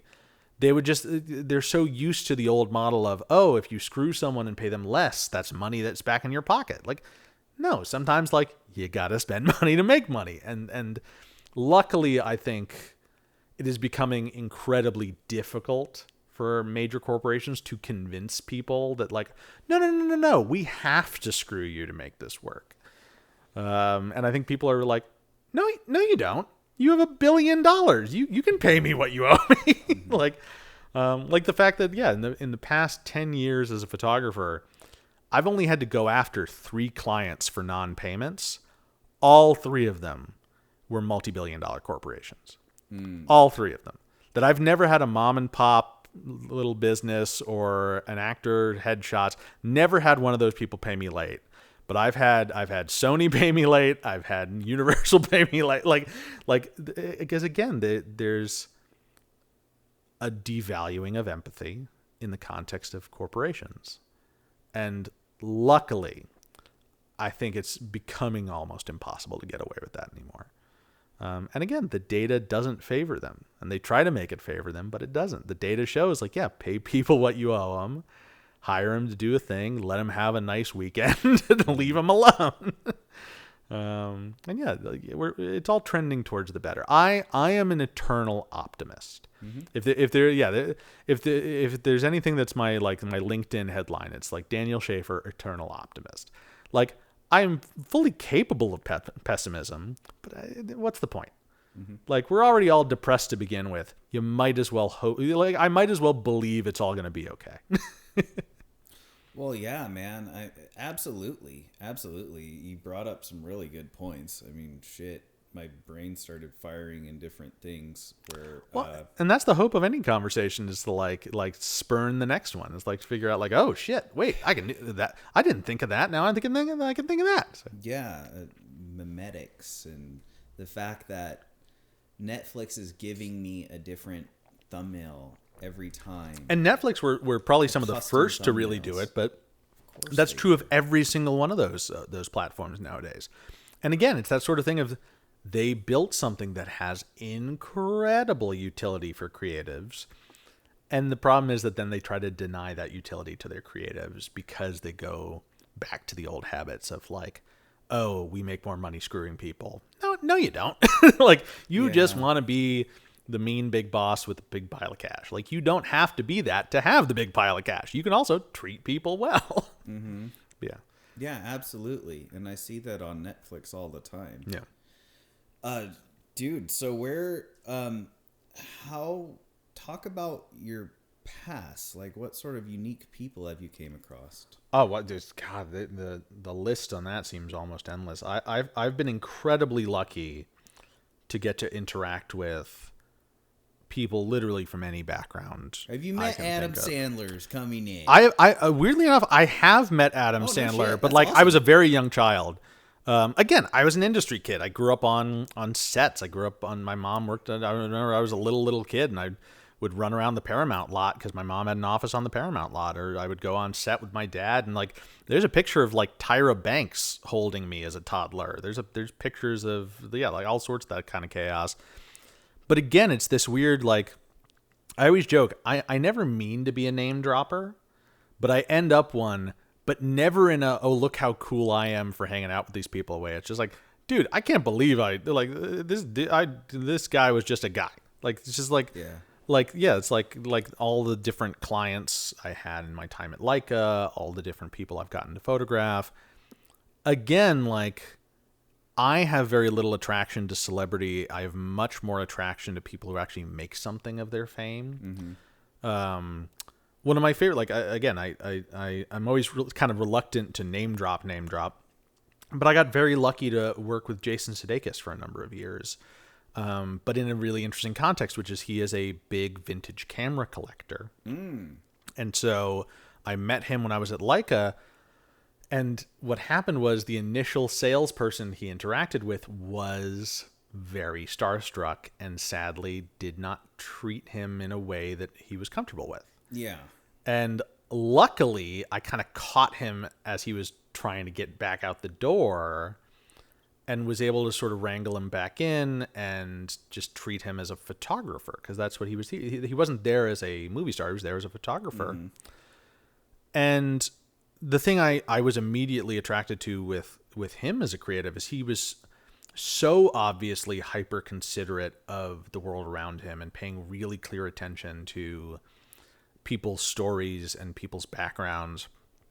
And often when you meet these sort of quote unquote VIP clients, again, a term I say with a degree of cringe, the kind of photographs they're taking are like, oh yeah, sure, these are fine.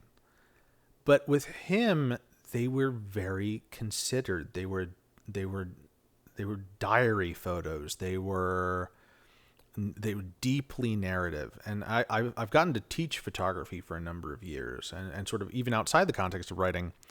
A thing I talk about in photography is that images are at their strongest when they have a sense of inherent narrative.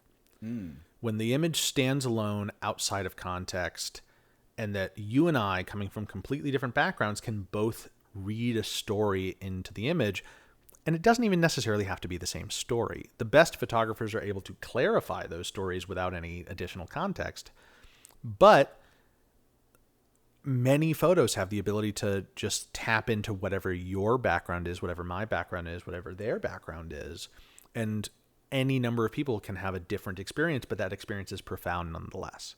Mm-hmm. And with Jason, the thing I was really immediately drawn to is that he was taking that kind of photograph. And then also, yeah, he loved super rare, expensive, crazy equipment, but he loved it because it was different and because it had an echo of something that felt like memory or style, and he was choosing things for reasons, not just expense. And I got to spend some time with him talking about his work, and even got to interview him at one point, but also got to help him work on his archive, where he had 70,000 plus photos of his time, going back to his time on SNL, that were all on a single laptop. And that's the only place they were. And so I was helping him sort of back them up and go through them and organize them. And it was really interesting getting to sit with someone who is almost inarguably and this was just before the Ted Lasso of it all and stuff but someone who was A-list celebrity, completely outside of the context of their celebrity, and just getting to sit with them as an artist and as a creative. And that was incredible, because you got to see this guy's not just funny, famous, whatever it is. He really is sitting in this consciously. And that was super exciting and again, as a young creative, getting to see someone that I looked up to in a totally different context. Oh, I love this guy. I think he's hilarious. And then getting to sit with him and oh, he's not just funny. He's really thinking this through. And it's been super exciting getting to see him work on other projects now that I've met him in that context. And yeah, it's kind of a cool thing to have. And again, this is a guy I no longer have any specific connection to or anything like that, but just having that degree of access is a super, super exciting thing. Yeah, it seems meaningful. You would get to see into the mind of another artist who is at a certain level while you are at your level. Yeah, absolutely. And I'm sure it's something you think back on to this day. Yeah. And it puts an impression into who you are. Oh, absolutely. And on the other side, and again, I will never speak negatively of anyone who isn't intentionally cruel. Mm-hmm. But I met other people who were of that level, or even of a higher sort of quote unquote A-list standing, who I've completely lost my attraction to their work because of the realization of, oh, it's not as conscious as I thought it was. It's not as they've done a great job of surrounding themselves with people who make them look good, but actually they're not doing it for the reasons I hoped they were. Mm-hmm. And they are more, and stuff like that's deeply disappointing when you do meet someone who you admired and thought they were doing for X, Y, and Z, and it turns out, oh no, they're actually just taking credit for, they're paying other people for their skill, which again is a skill all its own, and that I do not invalidate. But when you then utilize that to erase the person and take credit for it, that really bothered me. Rip-off artists. Yeah, and those people... How to spend money to make something that looks good enough. Exactly, and the sad thing is that we are in a creative industry that does not discern from one versus the other anywhere near enough. And luckily, I think because so much of social media and stuff has made a lot of that transparent, I think people realize very quickly when things are not genuine now. Like, it's much harder to be that sort of rip-off artist anymore, but they're still there. There's still people stealing scripts. There's still people stealing what X, Y, and Z. And yeah, luckily, I think, again, I am the eternal optimist. I always believe that the genuine talent, the genuine drive, the genuine kindness will win. Mm-hmm. And luckily, I feel like I've seen that change even fundamentally just in my awareness of the industry from childhood to now. Mm-hmm. I just turned 30, and like really, I'm only now starting to feel like I'm coming into any level of adulthood. Mm-hmm. I know that feeling. And again, I've had adult responsibilities since I was very young, but I'm only starting to feel like I can speak from any level of, I wouldn't even say authority, but I would say any level of meaningful perspective.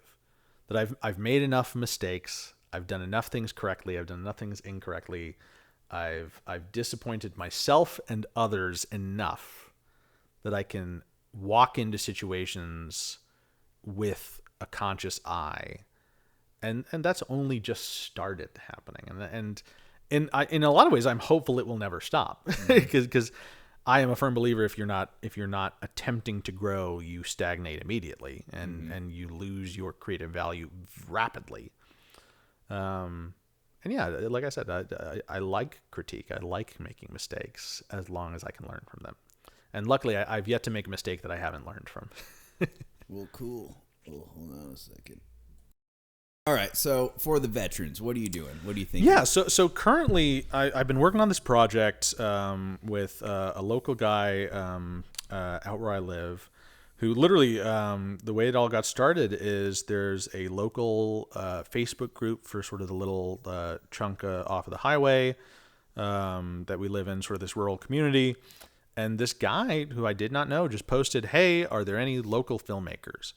And I'll talk to anyone. Mm-hmm. So I was like, "Hey, I'll talk to you. What's up?" And so I went over and I had coffee with the guy, and his name is Bill. And Bill is a military vehicle collector, a dual service veteran. So he was Army and Marine. And he had this really heartfelt idea for essentially a really a one-off video that was sort of a suicide prevention awareness type video. And he pitched me on this idea, and it was great. And I'm like, "Listen, this is great. You're obviously coming from the right place. You have a really clear idea of what you want here.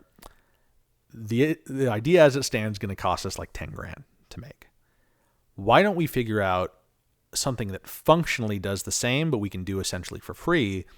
And I had just weeks before toured the new downtown library here in Spokane, which is an incredible space. Mm-hmm. Like truly one of the most beautiful downtown, the library is incredible. And has these amazing facilities that are completely free and accessible to anyone, including a fully equipped podcasting studio. That is literally like a ready to go 4-mic setup that you can rent for free with all you need, the library card. And so I'm like, why don't we try and this guy Bill he's so verbose and he's got such a great personality. I'm like, why don't we try a version of this where it's you, and we sort of do a very sort of informal conversational podcast that's you and various local veterans talking through not only the war stories and the trauma of it, which of course in the context of like a mental health podcast seemed like he wants to like talk through these things to make sure that there's a priority to like knowing that you're not alone and these various things. But to me, a thing that was very important, I've gotten to work on a number of these Holocaust archiving videos in the past where they interview Holocaust survivors. And yeah, that's worth its weight in gold. It absolutely is, but at the same time, there's a deep hazard to the structure. Okay. Which is in those videos, they are so raw and so dark that it is very difficult, even under the best of circumstances, to watch more than one, if not to even finish one. That outside of the context of like watching it in a history class, no one's going out and watching Holocaust survivor videos on YouTube like on a lark. And to me, again, growing up Jewish and growing up with Holocaust survivors, a key through line to me was that there is a deep sense of very dark humor to the way these people share their stories that never makes it into those videos because you understandably, you don't necessarily want to include humor in some of those moments. But the thing that this podcast seemed very clear to, especially getting to know Bill, is literally the name of the project is the Old Grumpy Project. And it's named for his Dodge troop carrier, Old Grumpy, which is a vehicle that he's been restoring that is got its own personality. And literally on the first time we met, he took me around on like sort of a joyride with it. And to live up to the name Old Grumpy, as we pulled back into the driveway, it broke down and has since required almost a full engine rebuild. But the thing about that vehicle is it is effectively, as he likes to put it, a 5,700-pound steel teddy bear. That it starts conversations because it allows people to feel seen and comfortable and familiar, and immediately is sort of a calling card of legitimacy where these other veterans can share these stories in complete comfort and trust that they are amongst people that can be vulnerable around. And so it's like the first question, we did our test episode, which who knows if it'll ever see the light of day. We made some audio engineering mistakes for sure.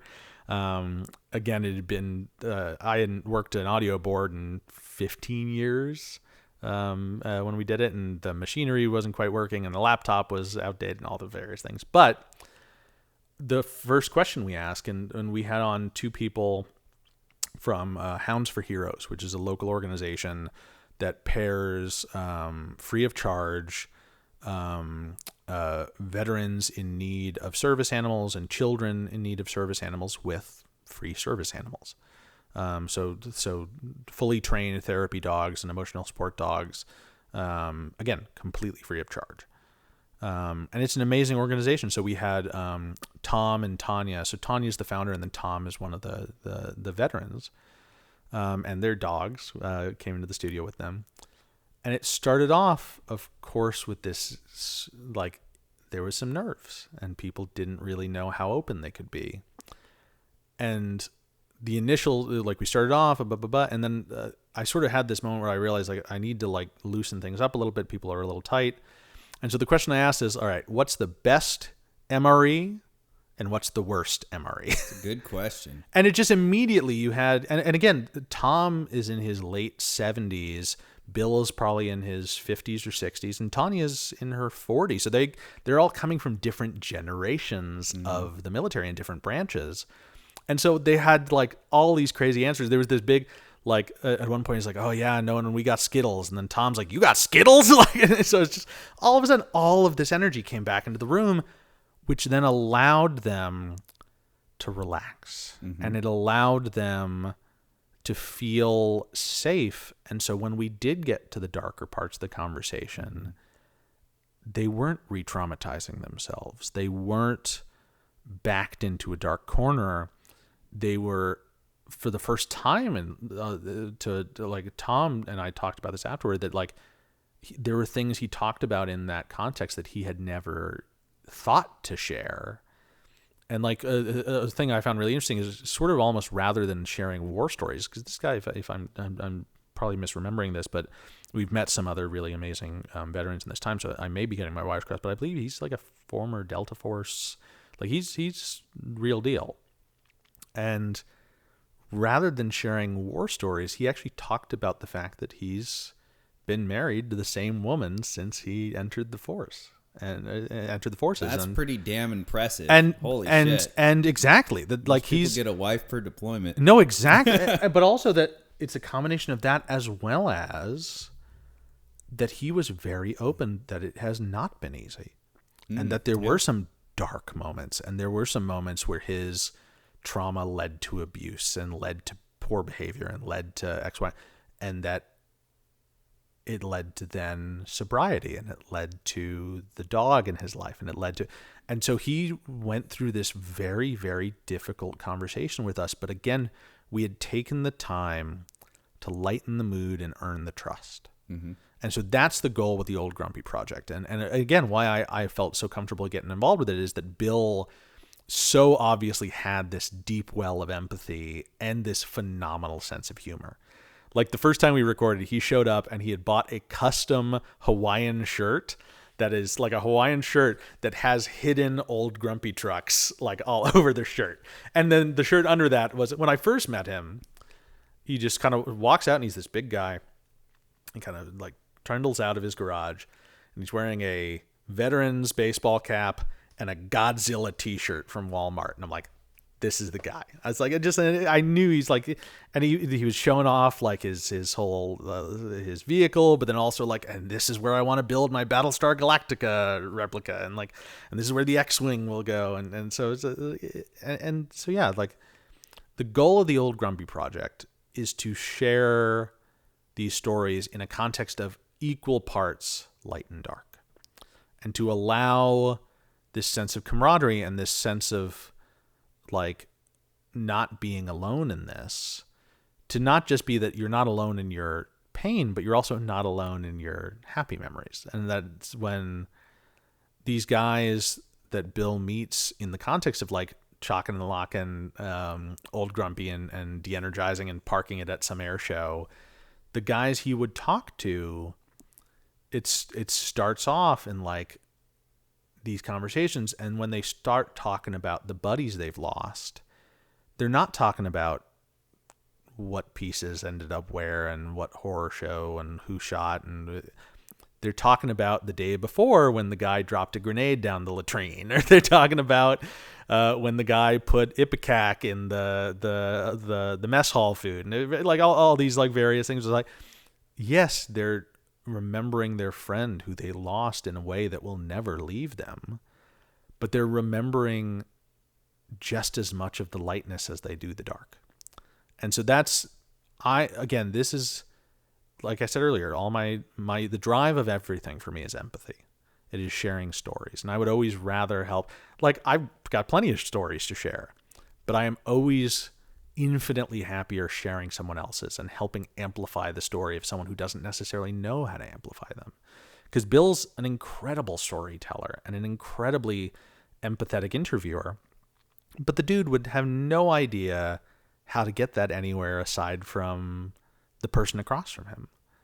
And since then we've gotten him a little camera, we're working on a mobile setup, and trying to figure out like, how do we make this project something that is as simple as possible to produce, so that if someone like you or I who has the degree of equipment experience is there, sure, we can do it. But eventually I would love to be able to like hand him an orange Pelican case that's got a couple of little cameras and a couple of little mics, and that he can set up and do it wherever he wants. So instead of just doing it in that studio at the library or doing it in a space like this, that he can like go to some guy's house and record while they're tinkering on the car in the garage and stuff like that. No, I think it's a great idea. I think how it exists. How does Old Grumpy exist? And I hate the term why with Simon Sinek, because when I went to this interrogation school, they taught us never ask why. Yeah. It's too big a question. It's a question. It's why is a question that rarely has a satisfying answer. Mm-hmm. Like, and it's offensive. It means justify yourself with logic now. Well, it's also the only real answer to why is because. That's it. And there's no extension to that answer. It's like once you have. It's all about the context. It's all about what got you there. It's the how. Yeah. The question is, how do you stop veterans from killing themselves? The Old Grumpy Project. That's your how. Well, and luckily, the thing we have found very quickly is that there's some other really incredible organizations here in Spokane that will be phenomenal partners and starting points. We did some work with Heroes Homestead, which is an organization up in Clayton that's fantastic and a space that, again, is fostering community for veterans who find themselves in crisis. And a thing, this is a thing that I think is a through line of conversation with almost anyone in my age bracket right now, which is the deep hazard of the world at large, but I think distinctly America at the moment, is loneliness. That despite the ease of connection in the digital sense, and all our wealth, there is a complete person-to-person disconnect that so many people are suffering through, and some suffer in silence, but that suffering is toxifying, and that suffering leads to dark corners, and that suffering leads to hate and violence. And it's sort of that thing of the only thing that allows that darkness to fester is the fact that you're not around, that either you're only around people who amplify, who are an echo chamber, or that you're not around anyone. And I think especially in young men, in a way that, like, God, I feel like is even fundamentally changed from when I was in high school and stuff like that.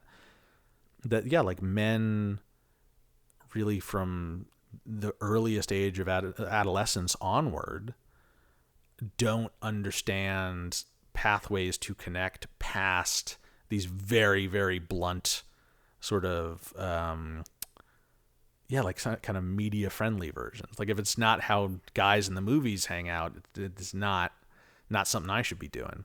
To the point where they're socially retarded. Exactly. And also, and literally, and not just sort of, I think not even retarded in the sort of colloquial sense, but literally that there is it is like it's like a fire retardant. It is, they are being held back. They are being suppressed.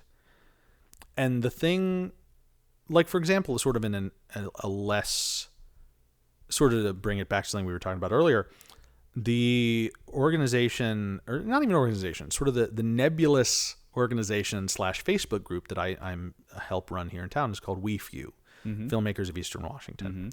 Great group. And subscribe. Yeah, we've been, and yeah, it's essentially what we're trying to do is have sort of this zero barrier to entry film community that has these mixers. And the reason we chose to do those mixers is because, like, one of my best friends from the Z Nation days, a guy named Sean Springer. He's one of the hardest working dudes in Spokane. Oh yeah, love me some Sean Springer. He's a totem of good luck for any Spokane production, I always like to say. But he and I both do behind the scenes a lot. So I do the behind the scenes stills, he does the behind the scenes video. And I came back to Spokane full time in March of 2021. And despite working 3 productions in that next year, I didn't see Sean, who's one of my closest friends here in town. I didn't get to see him on set until season 2 of a show, almost 3 years later. We're like, what is going on? How did we not, like, how are we, like you're one of my closest friends up here. How did I not even see you?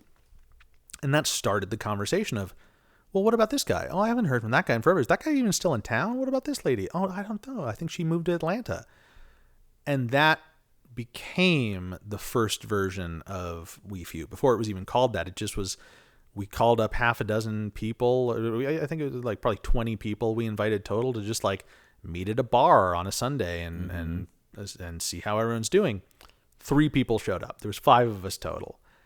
That's a good turnout. That's a good turnout. That's a good turnout. And those 5 people all offer, essentially we realized, like, you know what? All of us are people who really care about this and feel like we are emotionally invested in this community. And that, then one of the decisions at that was like, you know what, rather than just like us texting and emailing people, let's make a Facebook group. Let's actually like invite people. Let's start a little forum here. And that was back in, I want to say March, April. Yeah, like April or May of this year. So that was 5 people at that first one. We just had our October mixer. It's over 100. We had over 100 people at Studio A. I was like, man, I wish I could go to that, but I couldn't. Well, and again, that's the thing is, and then you started posting the videos. I'm like, man, I really wish I would have went. Well, and again, that's why we do it every month. And again, like I'll come tour you around Studio A whenever you want. Studio A is an amazing space built by Rich and Casey Cowan and a couple of partners, Dan Merchant and Jared Briley, who are a lot of our folks from the Z Nation days. And I just happened to sort of get lucky and essentially hijack an office there is the only reason I'm there most days. But yeah, it's this amazing production facility that we have not had as a resource before as a film community. Okay, so you kind of have an office there. Yeah, so effectively what happened was, like I said, I do all the behind the scenes photography. And Rich wanted to put up prints of a lot of the photos and sort of asked for like, oh, what file should we be sending to the printer? Is there a printer in town you like? And I'm like, listen, you want like 100+ photos in this building. It's a huge warehouse. That's going to get expensive. And like, I'm talking like, that's like a $20,000 to $30,000 expense to do 100+ framed photos. At gallery quality. That's very expensive. Mm-hmm. And I'm like, listen, I was an Epson print tech for 10 years. I've got a printer. If you cover the paper and the frames and the ink and just let me steal an office for a couple of months to get this done, I'll do it for free. Just you cover the cost, and it's all my work. It's essentially the biggest gallery show I've ever done. So there was a massive benefit for me, and I started off just a folding table with a printer on it, and now I've sort of essentially kind of hijacked this little office, but then got the call today that they need me for something else on a different project. So now I'm actually getting to use the office in a different context. So yeah, I've been again very, very lucky with the openness of this community and the degree of access that I've been allowed to garner for myself. And again, so like it's I feel responsible to a degree if I'm going to be a part of this community to really help amplify any of the voices that are not being heard as well, or people who don't know how to be as involved, or people who are, again, because I have a little bit of the nepotism angle of like that my dad's a beacon in this community, I have a little bit of a safety net in how people will take my call faster than some other people. People will check an email with my name on it. And I, as weird as this sounds, I don't really have any interest in using that for myself. Like I have projects of my own I would love to produce, but again, I don't want to do those on favors. I don't want to do those. Like if I'm going to do something on my own, I'm going to come in, I'm going to raise the money. I'm going to do X, Y, Z. I'm not looking for any favors when it comes to anything with my name on it. But I would love to use whatever pull I have, as fresh as I am to this community, to find people who don't know how to do that or don't feel like they can take the risk of bugging the big boss, and I'll bug the big boss for you, at least to get the conversation started. So yeah, like I'm always happy to walk people through the building and do my best not to annoy Rich or Casey or Dan or Jared, and yeah, just luckily they have been very open to that space being a community hub and to being accessible to people at all levels of experience and budget and various things. And as larger projects come in, pulling younger, fresher faced people, and even people really younger's even the wrong thing, just people of all age, but of every experience level, being open to pulling them in and trying to find meaningful union pathways to get them into this film community, and that's been, given the numbers, super exciting that you're bringing in. You're realizing that people need that sense of community, and absolutely. Because when I met you in the first event that I went to, I was talking to people there, and same thing. They had nothing. Yeah, they had no, like, where do you go? Well, it's also, nothing's been going on, and usually you make your connections by being on things, by being on jobs, by working with folks. And when you've had 3 years of next to nothing, people feel disconnected. So we had to find a way, A, to connect people, and then B, we've started these sort of training programs through WeFew, like these short films that we've been doing. We produced a 3-day short film where the only money spent on it was to feed people. No one got paid. But we had just as many fresh-faced folks of all ages. Again, our youngest PA was 14. Our oldest PA was 68. And I have some like really fresh-faced folks and folks who are a little more experienced but haven't gotten to try things that they want to, like people who have done some PA work or done a little bit of department work but maybe want to try a different department at a different skill level. But then we also had some really experienced folks like Tom Taylor, our local sound guy. He's one of the best sound guys I've ever worked with. And having him come on completely free of charge as a mentor, because he understands and he wants, as a member of this community, to see this community flourish. And he came on as a set mentor and brought his kid along, which was amazing. And they were doing some boom off stuff, and he was offering guidance to his kid, and to his kid brought along a friend who was working in a different department. But then anyone who had a question, this guy who's got decades of industry experience was more than comfortable in offering that. And that's something you very rarely find in LA or New York, because people are so much more competitive and defensive of their jobs, which in a lot of ways people kind of have every reason to be defensive of their jobs here, because right now there's only one or two of each person per department. Like there's only 2 or 3 sound guys in town, and there's often only one job at a time. So how do you keep all 3 of those guys employed? Eventually the goal is having a ecosystem where there are multiple projects running at once, where there's projects of every budget level, of stuff from like bare bones minimum to like really big fancy hoo-ha craziness. But getting us to a point as a community where people can be employed at that 120 day minimum to get their health care, but then be employed past that on whatever their terms they want. They be as employed or as unemployed as they'd like to be. And yeah, that's the hope, is to, again, bring in that outside investment, but also see if we can find that internal investment. Because, for example, on this short, the money spent on the short was raised by the writer, lead actor, director, and one of the producers. And all in all, it was about so just the money for the food. So it was 3 or 4 of us essentially put in money. I put in a relatively minimal amount just because I was in for sweat equity and didn't really have that much to put in past that. But the sort of key guys on the project, all in all, we ended up spending about $1,600 to feed a crew of 25 people for 3 days. That's not bad. But that's also about as tight as it gets. Luckily, we had some very friendly local restaurants and people who, again, put in that sweat equity and helped us fill some of those gaps. But ideally, like, we need a degree of backing where we could be hiring our local film caterer instead of just like having to run to a fast food joint, being able to like call. We have one of the best caterers in the industry, Freddie Miramati. Literally, I don't think there's a better caterer on a set that I know of. But in order to get him to feed 25 people for 3 days, like, it costs money because he's going to do it right, and he's worth every penny.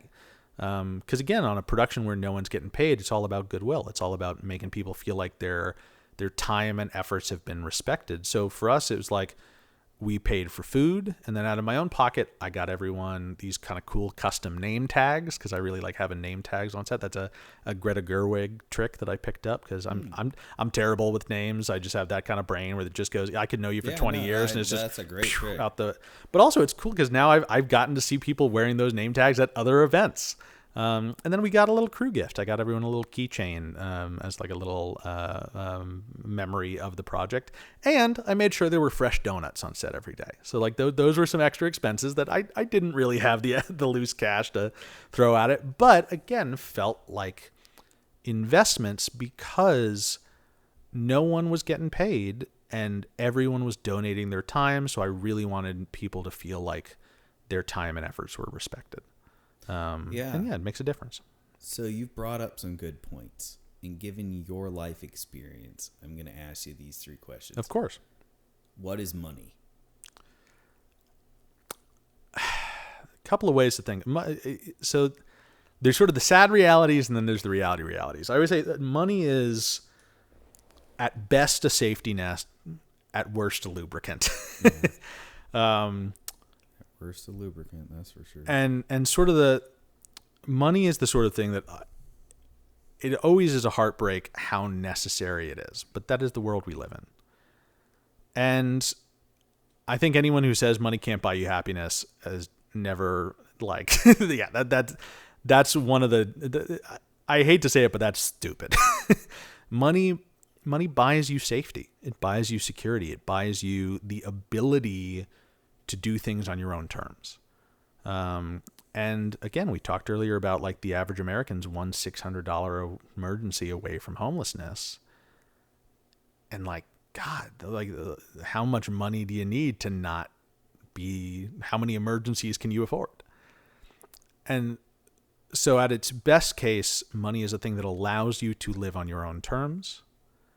At its worst case, it is something required in moments of conflict, in moments of tension, in moments of like when the gears are grinding, when nothing is moving, when you have to get something, when you have to, for lack of a better term, lubricate a situation. Money is something that can often get things moving again. And that is a heartbreaking prospect, but it is also the reality of for lack of a non-politicized version of this, it's the nature of a capitalist society.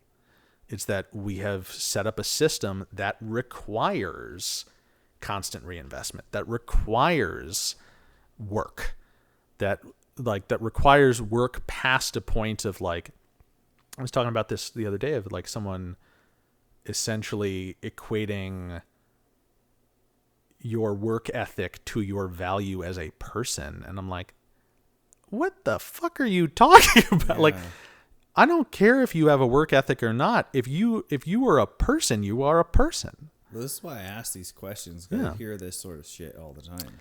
And it sort of loops back to that AI of it all, of as we approach a society that becomes less inherently that doesn't inherently require day-to-day human effort, like essentially feeding the machine capitalist corpses. Mm-hmm. At what point does the value of someone's work detach from their ability to live? Because right now, that's it's how people often disqualify homeless people from society. It's how people disqualify quote unquote welfare queens and whatever bullshit racist nonsense terms and classist nonsense terms people throw at it. It's that we are in a system that currently requires meat for the meat wagon. But at the same time, if we move forward in a way that prioritizes people, we may well hit a point where you don't have to throw people into the grinder to keep things moving. Yeah. Where there will be machines and computers and things that like again, what do you do when you completely erase a job from the market? When those Kentucky coal miners, you can't teach, you can teach those guys coding all you want. At the end of the day, you're just saying like, oh no, you have to have value for you to have value. And that's nonsense to me. At the end of the day, like, if you exist, you should be okay. Like, that's all it should take. I think the story you've proven is people underestimate the value that they have. Yeah. Well, and it's also, and people not only underestimate their own value, but are forced to. That are people are told they lack value because in the current system, they do. And the trick is, how do we stray away from that system while still retaining the degree of sort of societal comfort and format that we've become comfortable with? Because it's not like we become some quote unquote communist utopia, whatever version of it overnight. But there's going to be a moment where we as a society have to look at work and have to look at effort and have to look at the value, like what determines the value of a person in a real way. And to me, it's a zero-sum game of like, your existence determines your value. You're here.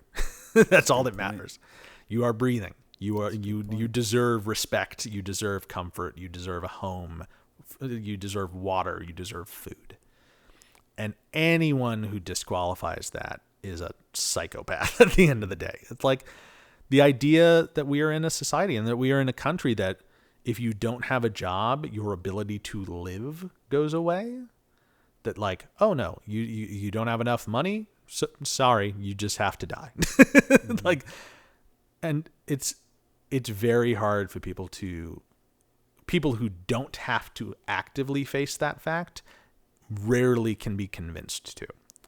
But then there's other people who are $600 short, and that's all it takes. Yeah, that's a good point. So on that point, what is power? Power is sort of within the context of my definition, it all comes down to power dynamics. Power, God, there's a lot of ways you can approach this, but I'd say philosophically, the way that is most appropriate in my mind, it is the ability to modify the balance of a situation in a way that influences a final outcome. So power is the ability to change the course of something, to change the priority, to change the direction. And the sad hazard is that power is often misplaced by other things within the context of our society. And that people who are given power rarely have any reason to have it. I think it's almost that sort of thing of like, it's less that the wrong people have power, and it's more that like, well, why do they have power? Why does that person need power? And again, the sort of the hazard of why. But it's, again, comes down to the context of understanding what brought them to power, what put them in power, and whether or not that is a valid system or not. And again, it's that sort of question of like, at what point is a system corrupt, or at what point is it functioning exactly how it's supposed to? Mm-hmm. And sadly, I think there are still elements of our day-to-day society that are functioning exactly as they're supposed to, and that supposed to is devaluing people, disempowering people, and just dehumanizing people. But to me, power is balance. It's the ability to shift something in your favor or in the favor of someone who is in your favor. And the hope is that there is no imbalance. The reality is that's all we have. And it is very rare. And again, we talked about the strikes. It's like there's a deep power imbalance there of like 20-something executives versus 5,000 writers who collectively have less than 0.0000001% of the wealth and influence that those 20 do. What can you do after a certain point? You can guilt them. You can make them feel, you can make them uncomfortable. And again, the sort of the sad reality of a lot of union struggle historically is you can utilize violence. We can. But again, we owe a lot of our daily good to some of that violence. Things like the Blair Mountain conflict. America. And it's like America. Exactly. And exactly, it's finding like, at what point was that violence necessary? At what point is the sacrifice worth it? Because it's again, if it wasn't for the fact that like robber barons in the early 1900s genuinely feared their employees, we wouldn't have weekends. We'd still have child labor. We would still be eating tainted meat pretty regularly. Well, we still are, but that's a longer conversation. And again, like, how do you justify those things? Then how do you teach them down the line? And I think that's where you end up in conflicts like what's going on in so many of the states sort of trying to rewrite history right now. Is people are uncomfortable with the realities of things and uncomfortable with the fact that, like, if it wasn't for certain acts of left-wing violence, or if it wasn't for certain acts of right-wing violence, we wouldn't be in position X, Y, or Z. Mm-hmm. And someone the other day, and again, left wing versus right wing on the global scale, not on the American scale, is a very important thing. Because the reality is America has two right wing parties. They have the Democrats and Republicans are both centrist right wing. That's just what they are. If you go to the true sort of fringes, you go to the far right and the far left, the question of violence arises in equal ways. Of like, how do you justify this? How do you justify that? And I think the difference often is right-wing violence targets people. It targets differences. It targets groups. It targets others. And it is almost always in the name of homogeneity, in the name of quote unquote safety for a prioritized group over another. Left-wing violence doesn't target people. It targets institutions. It targets imbalances. And it's why you see things like, it's the difference between like something like the Troubles in Ireland. Like that, yes, there is a serious degree of violence and loss of life and innocent death. But it's because those things were in the way of, or being either defending the institution that was trying to be brought down, either consciously or unknowingly, because institutions are more than happy to throw people in their way if it means retaining their power. Oh, yeah. That governments are more than happy to let young men die and let women and children die if it means they get to keep their whatever it is. And you see that on a civilian level and definitely on a military level. That you start to look at the willingness of governments to take the fact that we are empathetic creatures in the way that soldiers don't die for countries, they die for the man next to them. That when it comes to almost every conversation I've had with veterans, and of course as a veteran you can speak to this much more eloquently yourself, that the country almost doesn't matter after a certain point. The country is definitely a part of it, but that you are there to defend the men around you. You are there for your comrades, for your fellow soldiers, sort of long before you are there for, or long after you're there for your country. That your country is what got you in the door. Your brothers are what kept you there. And you don't jump on a grenade for the United States of America. You jump on it because 3 of your buddies are in the room. And so, yes, sadly, we are still in a system that is more than happy to take advantage of that willingness to protect those around you in order to feed the fire. And yeah, it's definitely, yeah. And again, it is that imbalance of power. It's that power is put in places that power fills a vacuum. And sadly, there's a lot of people and places and countries and corporations that are more than happy to turn that vacuum on. Yeah. Good. No, you brought up, so I asked, what's money, what's power, what is influence? I think it's that influence is, to me, it's almost, God, tying influence, even though tough. It's a tough question. I'm sorry. It is. No. Never apologize for a tough question. Tough questions are the most fun. I talked about influence in the context of power, but actually I think you can run it the opposite way in a really interesting way. So influence is the ability to determine power. And it's the ability to combat power imbalances. Because like moments of influence that I find the most fascinating are when you have the Cesar Chavez of the world, when you have the Black Panthers, the Martin Luther Kings, the people who are objectively the underdog, but because of the clarity of their concept, because of their ability to utilize language or utilize narrative to amplify their own voices, they can push against the tide in a way that you would never expect. It's sort of that the dripping water left long enough carves the rock. but sometimes you need to turn up the tap a little bit, and it's not just the dripping water; it's a torrent. It's that what's it called? Those like water saws that you can use to cut through granite. Yeah. And I think influence is something that is determined empathetically and emotionally.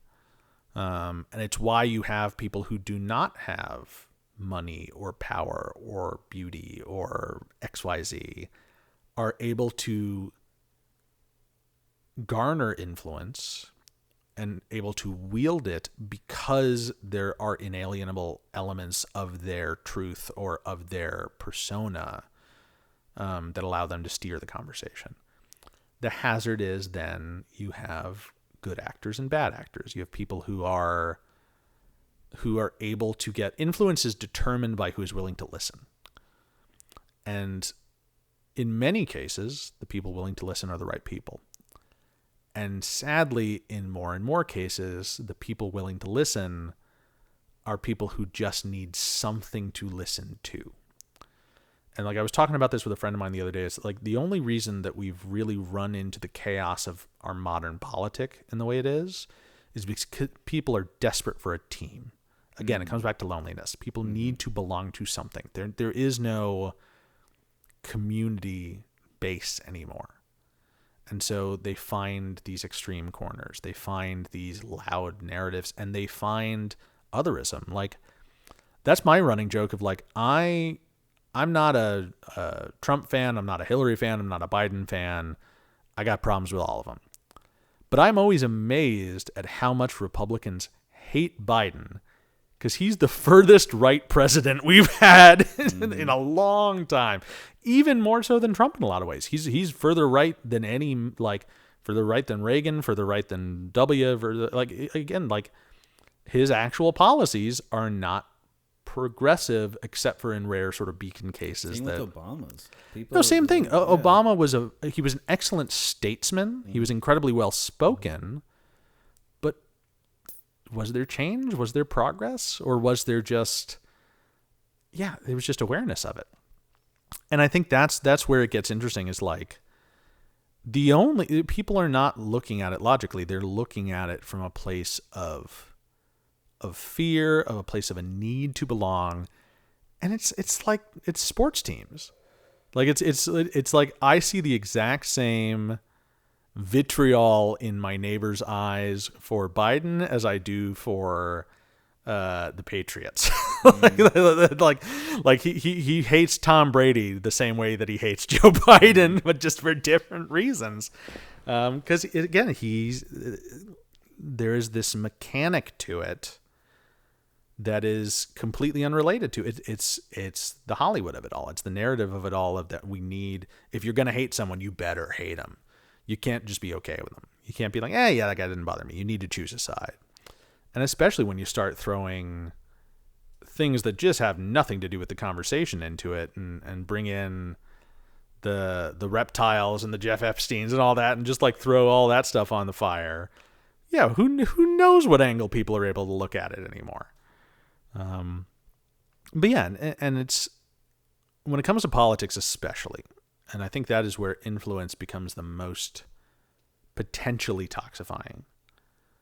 I think the key thing to keep all of us sane is kind of to abandon the level of attention on the national level that most people prioritize. And that if you really want to see change for the better, and again, this is a big reason why I actually really found Spokane as a place that I could make a home of, is that local politics mean something. And that being involved and actually this is a town that's big enough that it makes a real difference as to who you vote for on a local level. And luckily it's also a town that's small enough that you can't hide behind a party line and think that people are just going to be like, oh, they're a Republican, I'll vote for them. Oh, they're a Democrat, I'll vote for them.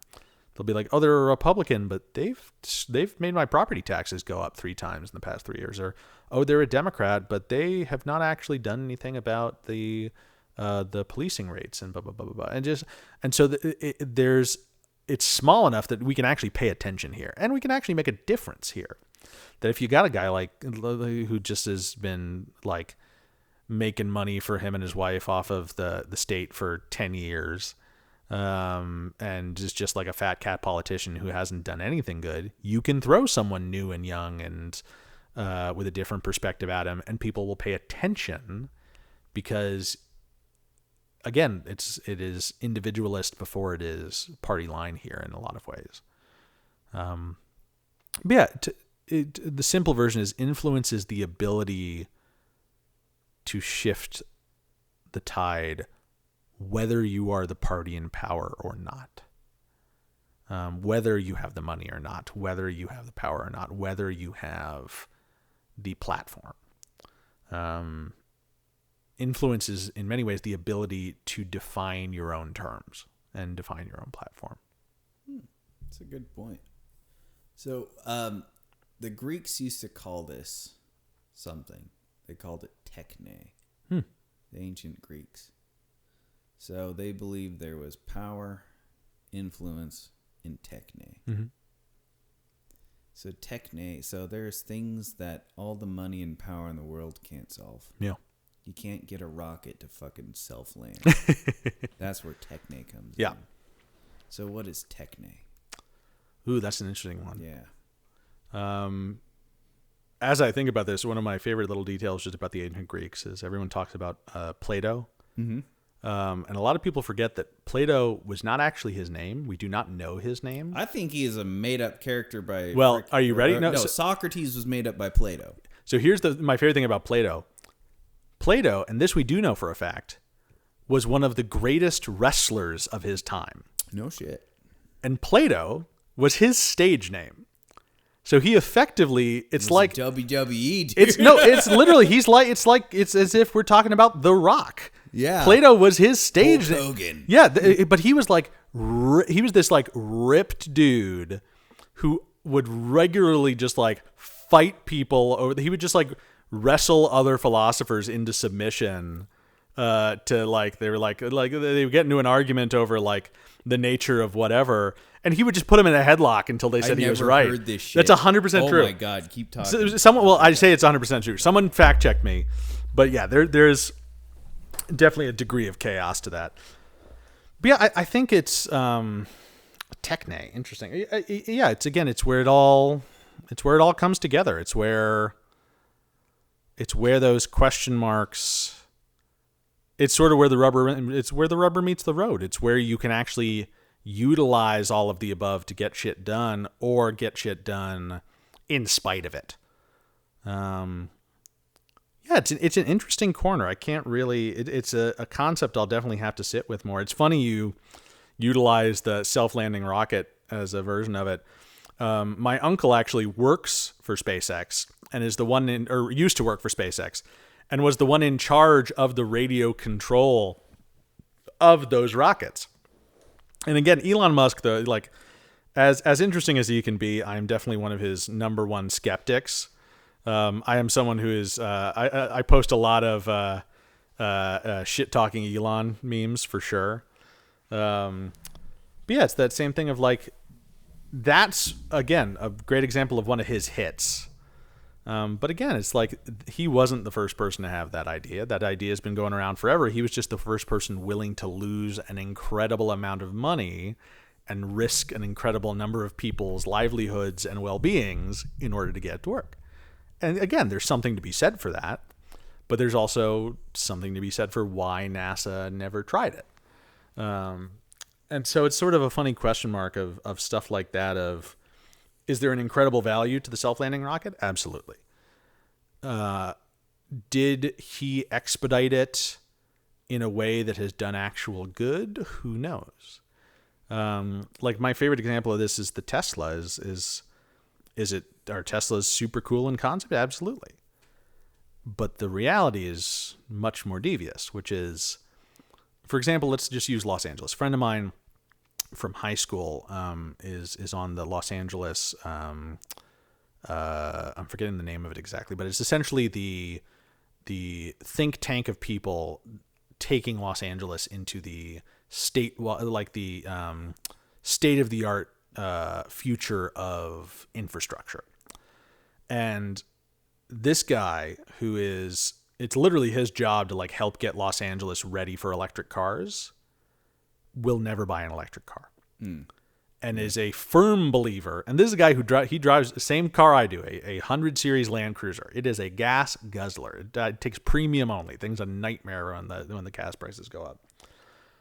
But what's interesting is, if we're talking about the environmental impact, that 1999 gas guzzler is much better for the environment than a new Tesla. That the current process of building those vehicles is still so much worse for the environment at the current scale than just driving an old car longer. And what's interesting on the Los Angeles level is there's some stuff that my friend kind of considers a little bit of a scam when it comes to electric cars. And his favorite points are one of which is, I'll sort of go in order of the stories. I'll get them. I'm going to get at least one of these sort of in the wrong order, but just by the nature of them. The number one cause of blackouts in Los Angeles County in the past 4 years has been multiple electrical vehicles attempting to charge on a single city block. And I'm not talking about like 5 to 10. No, I'm talking about our grid 2. Can't sustain it. Exactly. As it is. As our grid stands, I can't sustain it. And so what my friend talks about is that it'll take about a 30,000% increase in our grid, in the Los Angeles's grid, in the city of Los Angeles's power grid, to be able to sustain even a 5% increase in the number of electrical vehicles. There's a building in downtown Los Angeles he was telling me about that has an average of 400 micro blackouts a day because there are 30 Teslas in their parking garage. So parking garages are the next piece, which is the current infrastructure in Los Angeles. Again, parking structures, multi-level parking structures, are not designed to handle vehicles as heavy as Teslas.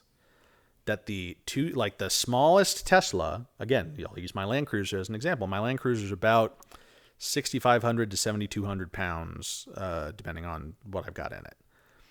An empty small size Tesla is about that. Damn, I didn't realize they had that much heavy metal. They're incredibly heavy. The batteries are incredibly heavy. Parking structures in Los Angeles County are not rated to carry that much weight, so they're starting to ban parking electric vehicles on anything but the ground level. And if they're subterranean levels, you have to park them on the bottom levels. Now, here's another fun part.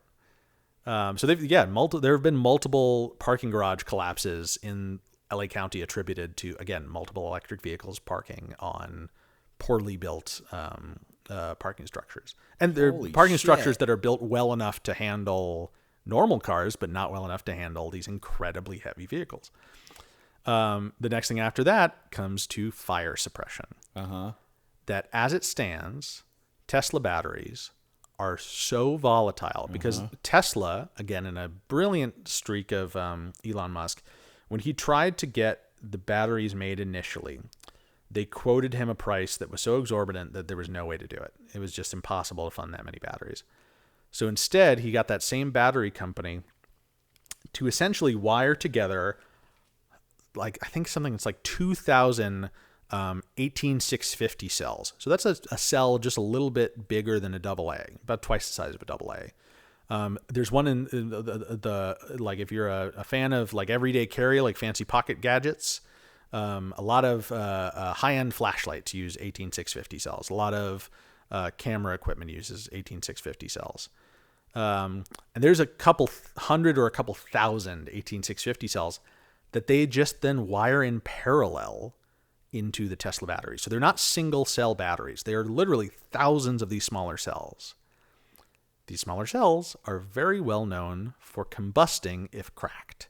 And when you have a couple thousand of them in them, it doesn't take much to crack something the size of a small flashlight.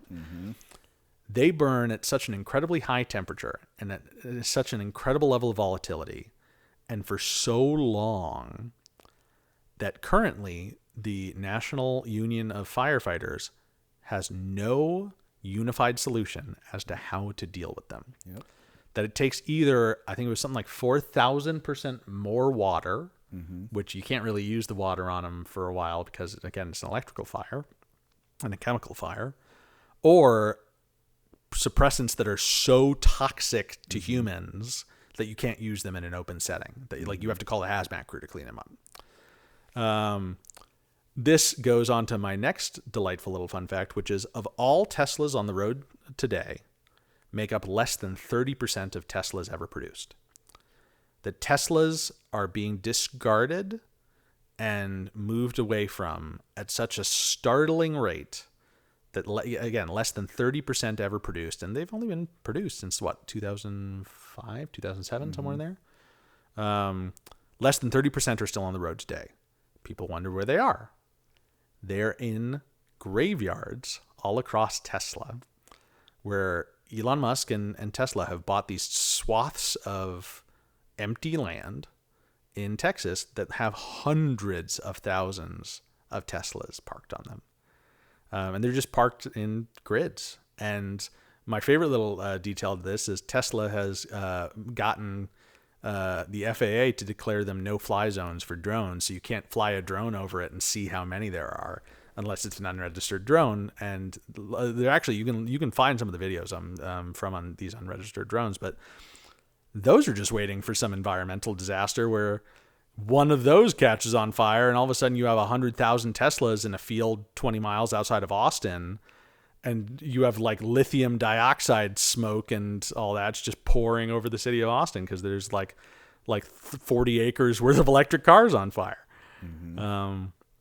So again, it's the hits versus the misses. Well, thank you. Thank you for acknowledging that. So yeah, it's... Jeez. I mean, people... These are futures, but again, these are futures that would be amazing if they were reasonably approached.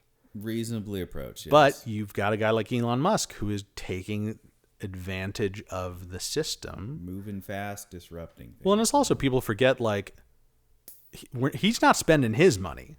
He's spending taxpayer money and the Saudis' money. That, like, he bought Twitter with money from the Saudi Arabian crown. Like, that's just a fact. That's like an open known thing.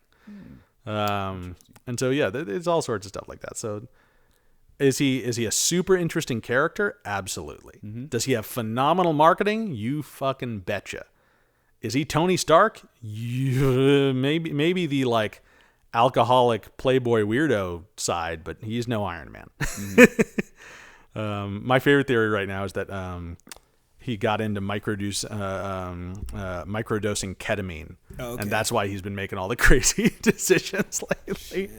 And I have a relative who has been using prescribed ketamine as an antidepressant. And that's what they say some veterans should be doing. I would absolutely to get on some ketamine studies myself. And you definitely can. And it's actually, it's an incredible thing. My relative who's done it, it's been life-changing for them. But it's a 1 dose a year microdose. And the theory is that there's a lot of people who try to do sort of their own version of microdosing, but they're microdosing it like weed or shrooms, where they're doing it every day. And my favorite thing is that the known side effects of overdoing ketamine in this context are poor financial decisions, delusions of grandeur, and one of them is literally I can't remember the medical term, but it was described as like motor mouth, that like the people just cannot stop talking.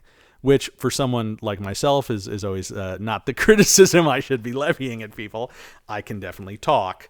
But it definitely, if you start looking at what are the side effects of overdosing on microdoses of ketamine and what are the side effects of existing as Elon Musk, they're pretty similar.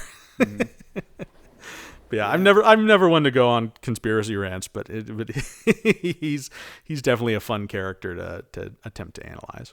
Oh, yeah. I think about him before you came. I was listening to his thing called Principal Components Theory, which is boiling things down to how does it work and whatnot. And again, he's an excellent amplifier, but it's one of those things where it's like he's just He can, because he's got the money, he can make more misses than he'll ever need. Yeah. And And he'll buy himself his founder titles, and he'll buy himself his degrees, and he retains legitimacy through the misbalance of his various financial means. I love the thing of everyone was roasting him in the early days of him buying Twitter for being this like child of an emerald baron. And he was like, I'll give $1 million to anyone who can prove that there was an emerald mine. And then his dad tweeted, here was the emerald mine that we owned. Like, where's my $1 million, kid? Well, I also love that both of his parents have come out multiple times and said that he's not the favorite, that like they kind of don't like him, and that they prefer his brother and his sister, which I just find delightful. That like your son is the richest man on planet Earth, and you're like, I like his brother better. It's like, that's pretty great. Well, I tell people that he sells sophisticated rapture insurance. You're not wrong. Well, he sells like a weird combination of like liberal aspirations and conservative chaos. That's a good It's way like to put he it. plays the conservative strongman card often. Like you'll see him taking a video of him with his shooting some 50 cal into a hillside with his ear protection on wrong. And trust me, there's few people who spend more time at the range than I do that I know. But at the same time, like he'll then turn that around and sell his electrical cars to Malibu moms who want to feel better about all the plastic waste that they're throwing into the ocean. So, Yeah, no, you nailed it. You made a good point. So no, he's sort of the ultimate centrist. Like he's just taking advantage of everyone. yeah. He's selling weapons to both sides. No, you're right. And he's quite a charismatic guy. He's quite a charlatan, but he's quite a bringer together of things that can be done. But Absolutely. whatever. No, you got to give him credit for that as far as like on occasion he hits the nail on the head, but does he hit it in a way that can be done safely and sanely and not take active advantage of people? Like you look at the way that his workers are treated in the Tesla plants and in SpaceX, that like he expects people to have the same psychopathic approach to work as he does, where it's like, oh no, you like, what do you mean you're only working 80 hours a week? Like you should be working more than that. I work more than that. Why aren't you working like that? Because, well, Elon, because you're a billionaire who neglects his children, and I have a family of 4 and live in a 2-bedroom condo. That's why I can't spend 90 hours a week working on like putting pleather seats in your space capsule. No, it's like my uncle was talking about. He has a buddy who works at Tesla. So my uncle worked at SpaceX, and his buddy worked at Tesla. And when the Cybertruck announcement came out, that like he was doing a tour of the factory and mentioned, and oh yes, the Cybertruck will be completely waterproof, so you can actually use it as a boat if you have to. And all the engineers just looked at each other and was like, when did he come up with that? And he was like, oh, right now. He just like, that's not something he warned any of the engineers about. It's not a request he had ever made. It's that someone gave him shit about how bad the panel gaps on the other Teslas had been, and how multiple people had died in Teslas in floods because they short circuit and the doors don't open. There's no manual opening for the doors, Or it'll light on fire. Yeah, if it gets wet. and so then he was like, "Oh yeah, no, our new one's going to be a boat too." And all the engineers like, "Ah, fuck, now we got to make it a boat." That's a unique perspective I didn't even see until I started going down this world of like Tesla fire fatalities. Oh, and okay. then you bringing up everything you've said. Well, it's like even like the Hyperloop tunnel, like that first kind of fake Hyperloop tunnel that he built in Vegas. It's an 8-foot by 8-foot tunnel that you drive the cars down. The doors of the cars can't open. You're a couple 100 feet underground and you're in a tunnel with no emergency exits. If that catches on fire while you're in it, you're just toast. You're just gone. You are in a coffin. The Hyperloop thing is also super fun because that was just all a conspiracy. That's not even a conspiracy theory. He just did it to kill the high-speed rail in California because his backers at the time wanted the land, and so high-speed rail was getting this massive multi-billion-dollar investment in California. He sort of supplants it with the whole Hyperloop thing, and then he has said in interviews since, like, "Oh yeah, no, I was never going to make it. I never planned on actually making it." And like, it was just to shut down the high-speed rail project so it would devalue the land, so his buddies in real estate who are backing him financially could buy up all that land in the Central Valley super cheap, which is, by the way, some of the most expensive land on planet Earth. But he was able to cause enough of a financial crisis in that sector just by creating uncertainty that then the guys who are paying him money are able to buy it on the cheap. So... yeah, Elon Musk makes me think of those definitions between techne, influence, and how those two can manipulate power to get what absolutely. you want. But I mean, shit. Well, what is it? What direction do you want to go in the future? What is it you want to see? I just want to fuck off to the woods. Yeah, no, I got you. I don't blame you. I just want to see. If we're talking on the grand society level, I just want everyone to be okay. No, I mean, I'm sorry. Let me digress on the question. So that's the grand level and that boils down though. That's the same thing in the film community. That's the same thing in Spokane. That's the same thing as like, again, my approach to everything is I just want to make sure as many people are safe and comfortable as possible in any sector I can influence. And I can't change everything. No one can. But I am able to make moves in the film community. I'm able to make moves on a local politics level if I put the effort in, and all of us can.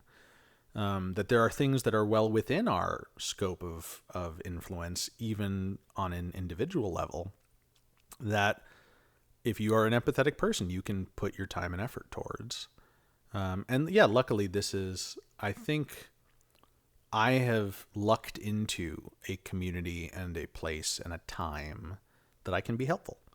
And that's all I want to do is I couldn't give a shit about fame or fortune. I want enough money that I can buy my 100-acre woods, that I can have a couple of, I always joke like on, I think it was on my Hinge. I say, I'm looking for someone who is, wants to live on 100 acres of woods with a couple of Highland cows and a donkey, but also have an 86-inch TV so we can play video games. I want to live in the woods but still be able to like play Halo.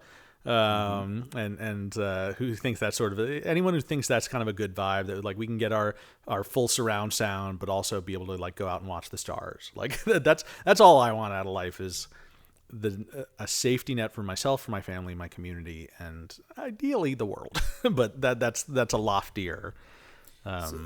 Well, where do you see yourself as a screen in this industry? Where do you want to go? So what's funny is, kind of much like my dad, I really enjoy writing. I don't have to do it to feel creatively satisfied. That for me, I get my satisfaction out of the collaborative process, out of working with interesting people and exciting peers. Like this next project I'm hopping onto, I'm involved in the transpo department. I'm helping find picture cars, and that's just as exciting and enervating as writing or producing or directing is to me. And it's fun. Fun's the wrong word. It's very satisfying being responsible for the well-being of a project and the people involved when you genuinely have a confidence that you can be a positive force on it, that you can be helpful on the production, that you can make something good and exciting and interesting. And yeah, to me, that's where the satisfaction is. It's, if anything, quite detached from any financial success, past the reality of, if it's a financial success, I get to do it again. And more in like, yeah, I am just as satisfied being a locations PA as I am. Yeah, like throw me a highlighter yellow vest and a stop sign. I'm gonna have a great time. same thing if I'm the one writing and directing and producing the whole damn thing.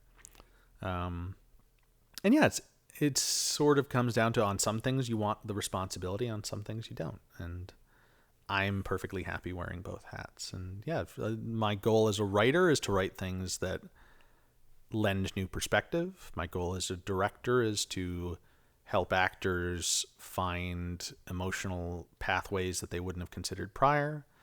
My goal as a producer is to help find voices and stories to amplify that are different from mine and more interesting to me even. What do you call a writer, director, producer? Busy. Good But yeah, no, and my running joke, and I say that this is true in all facets of life, both professional and personal, and even my dating life. Nothing makes me happier than being the dumbest one in the room. Like, that's so exciting to me. It's like a relief, especially if I'm hiring people.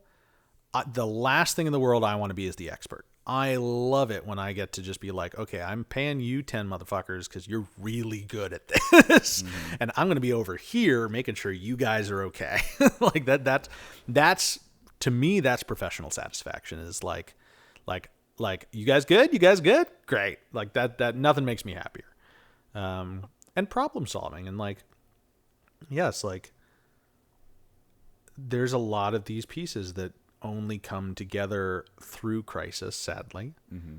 But being able to enter that crisis with grace and leave it in a way that makes as many parties whole as possible is always the ideal. Mm-hmm. Yeah. So what sort of like thing do you want? Like, what do you want to produce? All sorts of things, really. Like I said, like stories that are unique perspectives that I never could have approached. Are always exciting to me. Finding voices that I never would have had access to otherwise is really exciting to me. Working with stories that I wouldn't have found on my own is super fun. I had an idea about 10 years ago that we started developing, and then just for one reason or another it fell apart, that it's still on my development roster down the line, which is I had a meeting of 10 of my friends who are writers and directors and various things in Los Angeles at the time, but each one from a different place. So I had a friend from Santa Fe, a friend from New York, a friend from Hong Kong, a friend from Australia. And we sat down and I was like, I want to do a series of half-hour, essentially it was an idea I wanted to pitch that was like a serialized half-hour horror that was a different team every week that was all based on urban legends. Okay, cool. So it was, but each one was like, the Santa Fe one would be shot in Santa Fe and would be about something local there, and the Australia one would be there, and that it would be like 10 different teams, 10 different places, 10 different stories, each one as specific and unique as humanly possible, and each one seen through a lens as different from the others as we could make it. And that rather than just having one person write all of them or clean all of them up, or that each one has to stand as individually as possible, just in order to, again, amplify stories that I never would have heard otherwise. Like going all the way back to what we were talking about earlier with Miss Friedlish, my third grade teacher, kept me busy with a book called Mysteries of the Unexplained, which was just a book of newspaper clippings from all over the world, from I think it was up to like 1975 or something like that, but going hundreds of years back. And it was just about crazy, weird things from all over the planet. And each one was so different, and each one had their own like versions of, there's a whole chapter on cattle mutilation, but the American version of cattle mutilation and the African version and the Australian version are all totally different, but they all have the same weird or why is there a Bigfoot in the Pacific Northwest and in Nepal and in Australia and in Africa, and why is there a flood story in places that have never had floods, and like just all these crazy ideas ping-ponging around about the greater universality of the human psyche and how they approach the unknown. And so again, for me, if you have one filmmaker steering the entire time, that's only so interesting. But if I, as a producer, can bring a set of unique voices together, that'll always be more fun for me. And that's just that's where my brain goes, is like, I love hearing all those different dimensions to the different stories and pieces and stuff like that. And I will always sort of hunt that down. So you brought up a good point, and it's something I thought of when I took this class. What are monsters? Ooh, monster. That's a good one. What are monsters? How do they police the borders of reality? Right. Well, I think monsters are just sort of. I don't want to go off of like a definition of any kind here, but I think it's just a category of the unknown that has been determined to be more effort than it's worth to understand.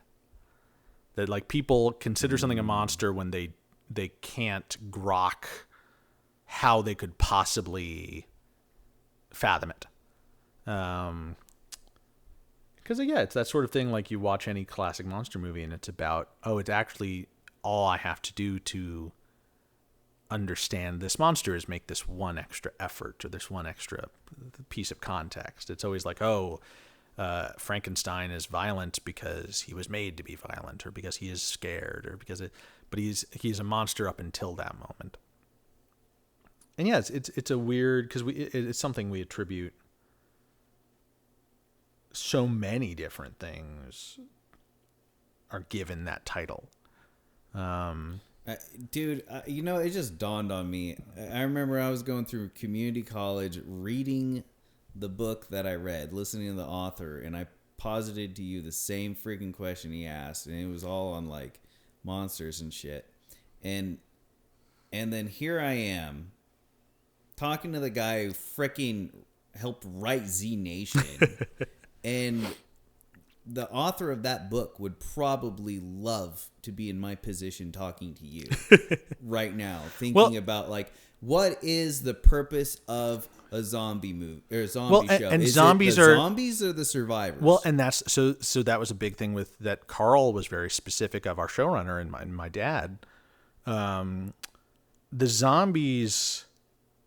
The thing that makes zombies interesting is not the fact that they are undead. It's the fact that they have the potential to be anything. Okay. They have been communism. They have been capitalism. Yeah. They have been disease. They have been race. They have been color. They have been creed. That anything that requires understanding that is too scary to attempt to understand can be, that's where zombies fall in. And that in zombie media, it's that they are a version of that, of like, this is the penalty for not understanding it, is you become it. So it's the people who don't learn to understand the zombies, or don't learn how to operate with them, or don't learn how to work with them, or avoid them, are the ones who end up them. And so on Z Nation, we played all sorts of versions of that. In season 1, they're just an obstacle. And then season 2, we start to play with the idea that, they maybe are still conscious. There is something deeper here. In season 3, now they're not just conscious, but they're controllable. In season 4, not only are they controllable, now there's a new kind of zombie that's past. It's not even, is it even a person anymore? And then season 5, it's literally like there's a whole new kind of thing, which is, these are zombies, but they're closer to people than they are to zombies. How do we treat them? And there's literally, like, season 5 is all about like a zombie election, like literally. And so, as a writer, it's a fun thing to drop into, because you can literally apply whatever you want to it. It is truly universal. That being said, like, will I ever intentionally write another zombie thing? Probably not. But only because I did it for 5 years, 6 years. And I think there's other fun stuff to do. Like I'm working on a monster movie of its own type based around the Jewish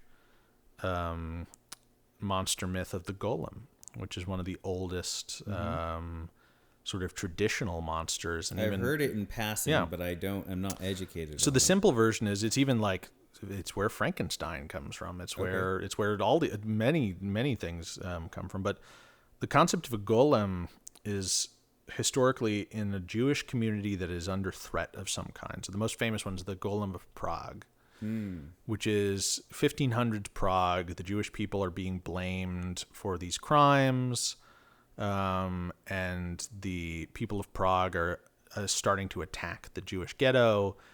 And the rabbi carves out of the mud of the riverbank a guardian, a man, and carves into his forehead the word emet, which is truth in Hebrew. And it brings them to life. And he becomes this sort of soulless guardian of the Jewish people. And where the story almost always goes, and there's many different versions of it, is that it is this consciousless, soulless guardian that knows only one thing, and it is to protect the Jews. And the problem is that it does that very well. A living Krav Maga mudman. Well, get ready for it. This is a conversation that could get almost too deep, but so the mudman defends the ghetto of Prague from these attackers, but as it does that, it gets stronger and it gets overwhelmed, and it has no conscience, it has no soul. So it starts attacking not just those who are attacking the ghetto, but those who it thinks might, and those who are allied with them, and those who are families of them. And all of a sudden, this thing gets out of control in an attempt to assure the safety of this very specific group of people. It starts to treat anyone who is other than as something worth fighting. And it then comes down to the rabbi, to the leader, to have to come up to it and strike off its forehead. So it's Aleph Mem Tet Emet, which is truth. And then he strikes off Aleph and scratches it away, and it becomes... am I getting this right? Yeah. It becomes the word for death and shuts off the golem.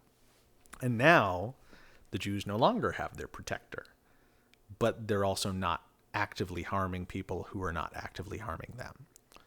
And so, yeah, I'm playing with sort of a modern day version of that's sort of set in a rural setting and taken a little bit away. It's a young woman creates the golem rather than a rabbi. So it's no longer like necessarily the leader of the community, but someone who feels misled and various angles like that. So again, it's a monster is, I think that's a definition I would be satisfied with, is it is something misunderstood that seems like too much effort to understand versus the risk it poses.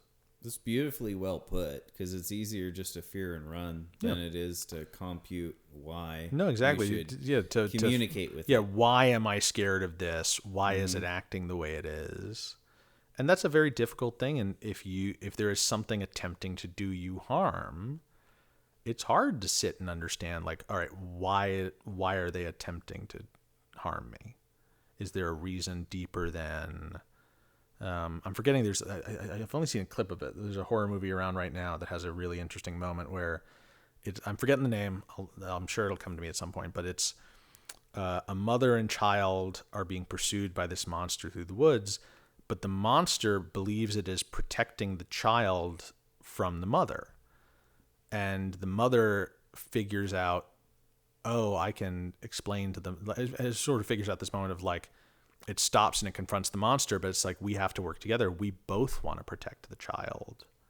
We shouldn't be fighting. We should be working together. And this like fucking horrific, gruesome monster literally like shakes her hand. And it's like this moment where you're like, oh shit. And it's like, but again, it's like she took the moment to understand it, and it's still technically a monster to anyone who doesn't understand it, but now she has at least a tenuous understanding of what's going on. That's a good point. So you would like to create a series based off of a monster film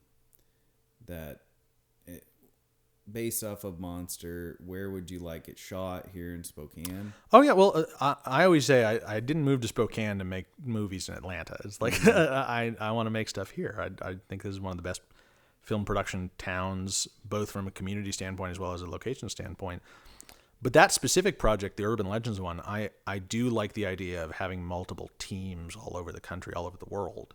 So if there's the Santa Fe one would be La Llorona, and the upstate New York one would be, or the New Jersey one would be the Jersey Devil, and you do the Yowie down in Papua New Guinea. You would do the Yeti in Nepal, but you would have local teams of people who grew up with these urban legends being the people producing them, and just essentially have like a hub producer like myself who just helps make sure everything gets done, but have the people making each one of those stories the people who've grown up with it. Sounds really meaningful. Yeah, and it's also fun. It just gives it's that sort of thing where it opens opportunity in a way where usually like you have productions like, say you're going to shoot something in, I don't know, I have a friend who's just running into this, is like they have big projects coming into Santa Fe all the time, but they're big enough that they don't hire anyone from Santa Fe. They bring in people from Los Angeles. They bring in people from New York. And so doing it on a small scale and like, all right, the Santa Fe team will be all people from Santa Fe. The Washington team will be all people from Washington. Yeah, kind of going from there. Yeah. And to think that they shot the new Red Dawn movie here. Yeah.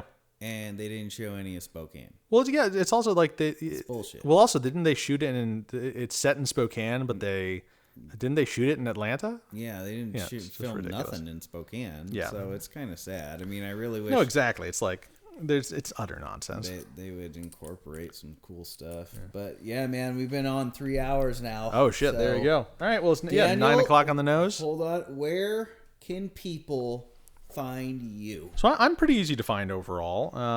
I'd say that the most active access to me is actually probably on either Instagram or Facebook. I have a couple of different Instagrams. If you are looking for film and photography, I'm at Outlier Imagery.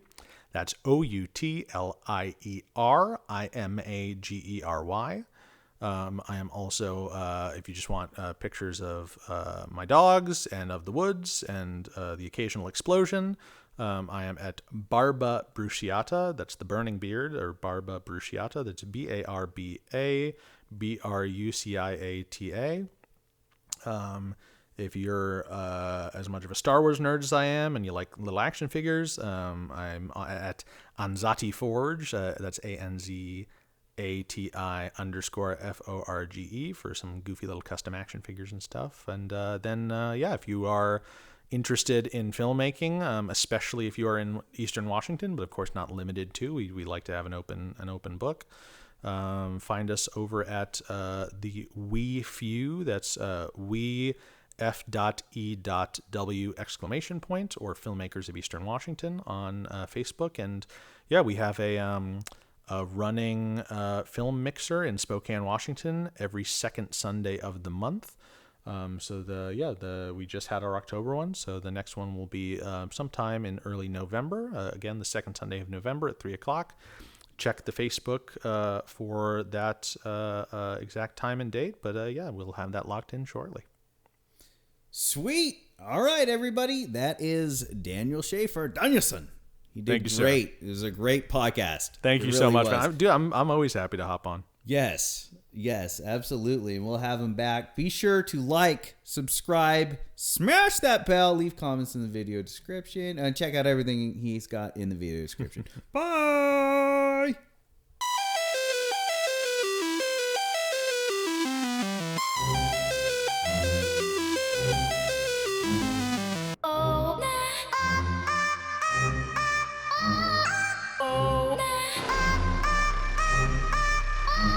Oh.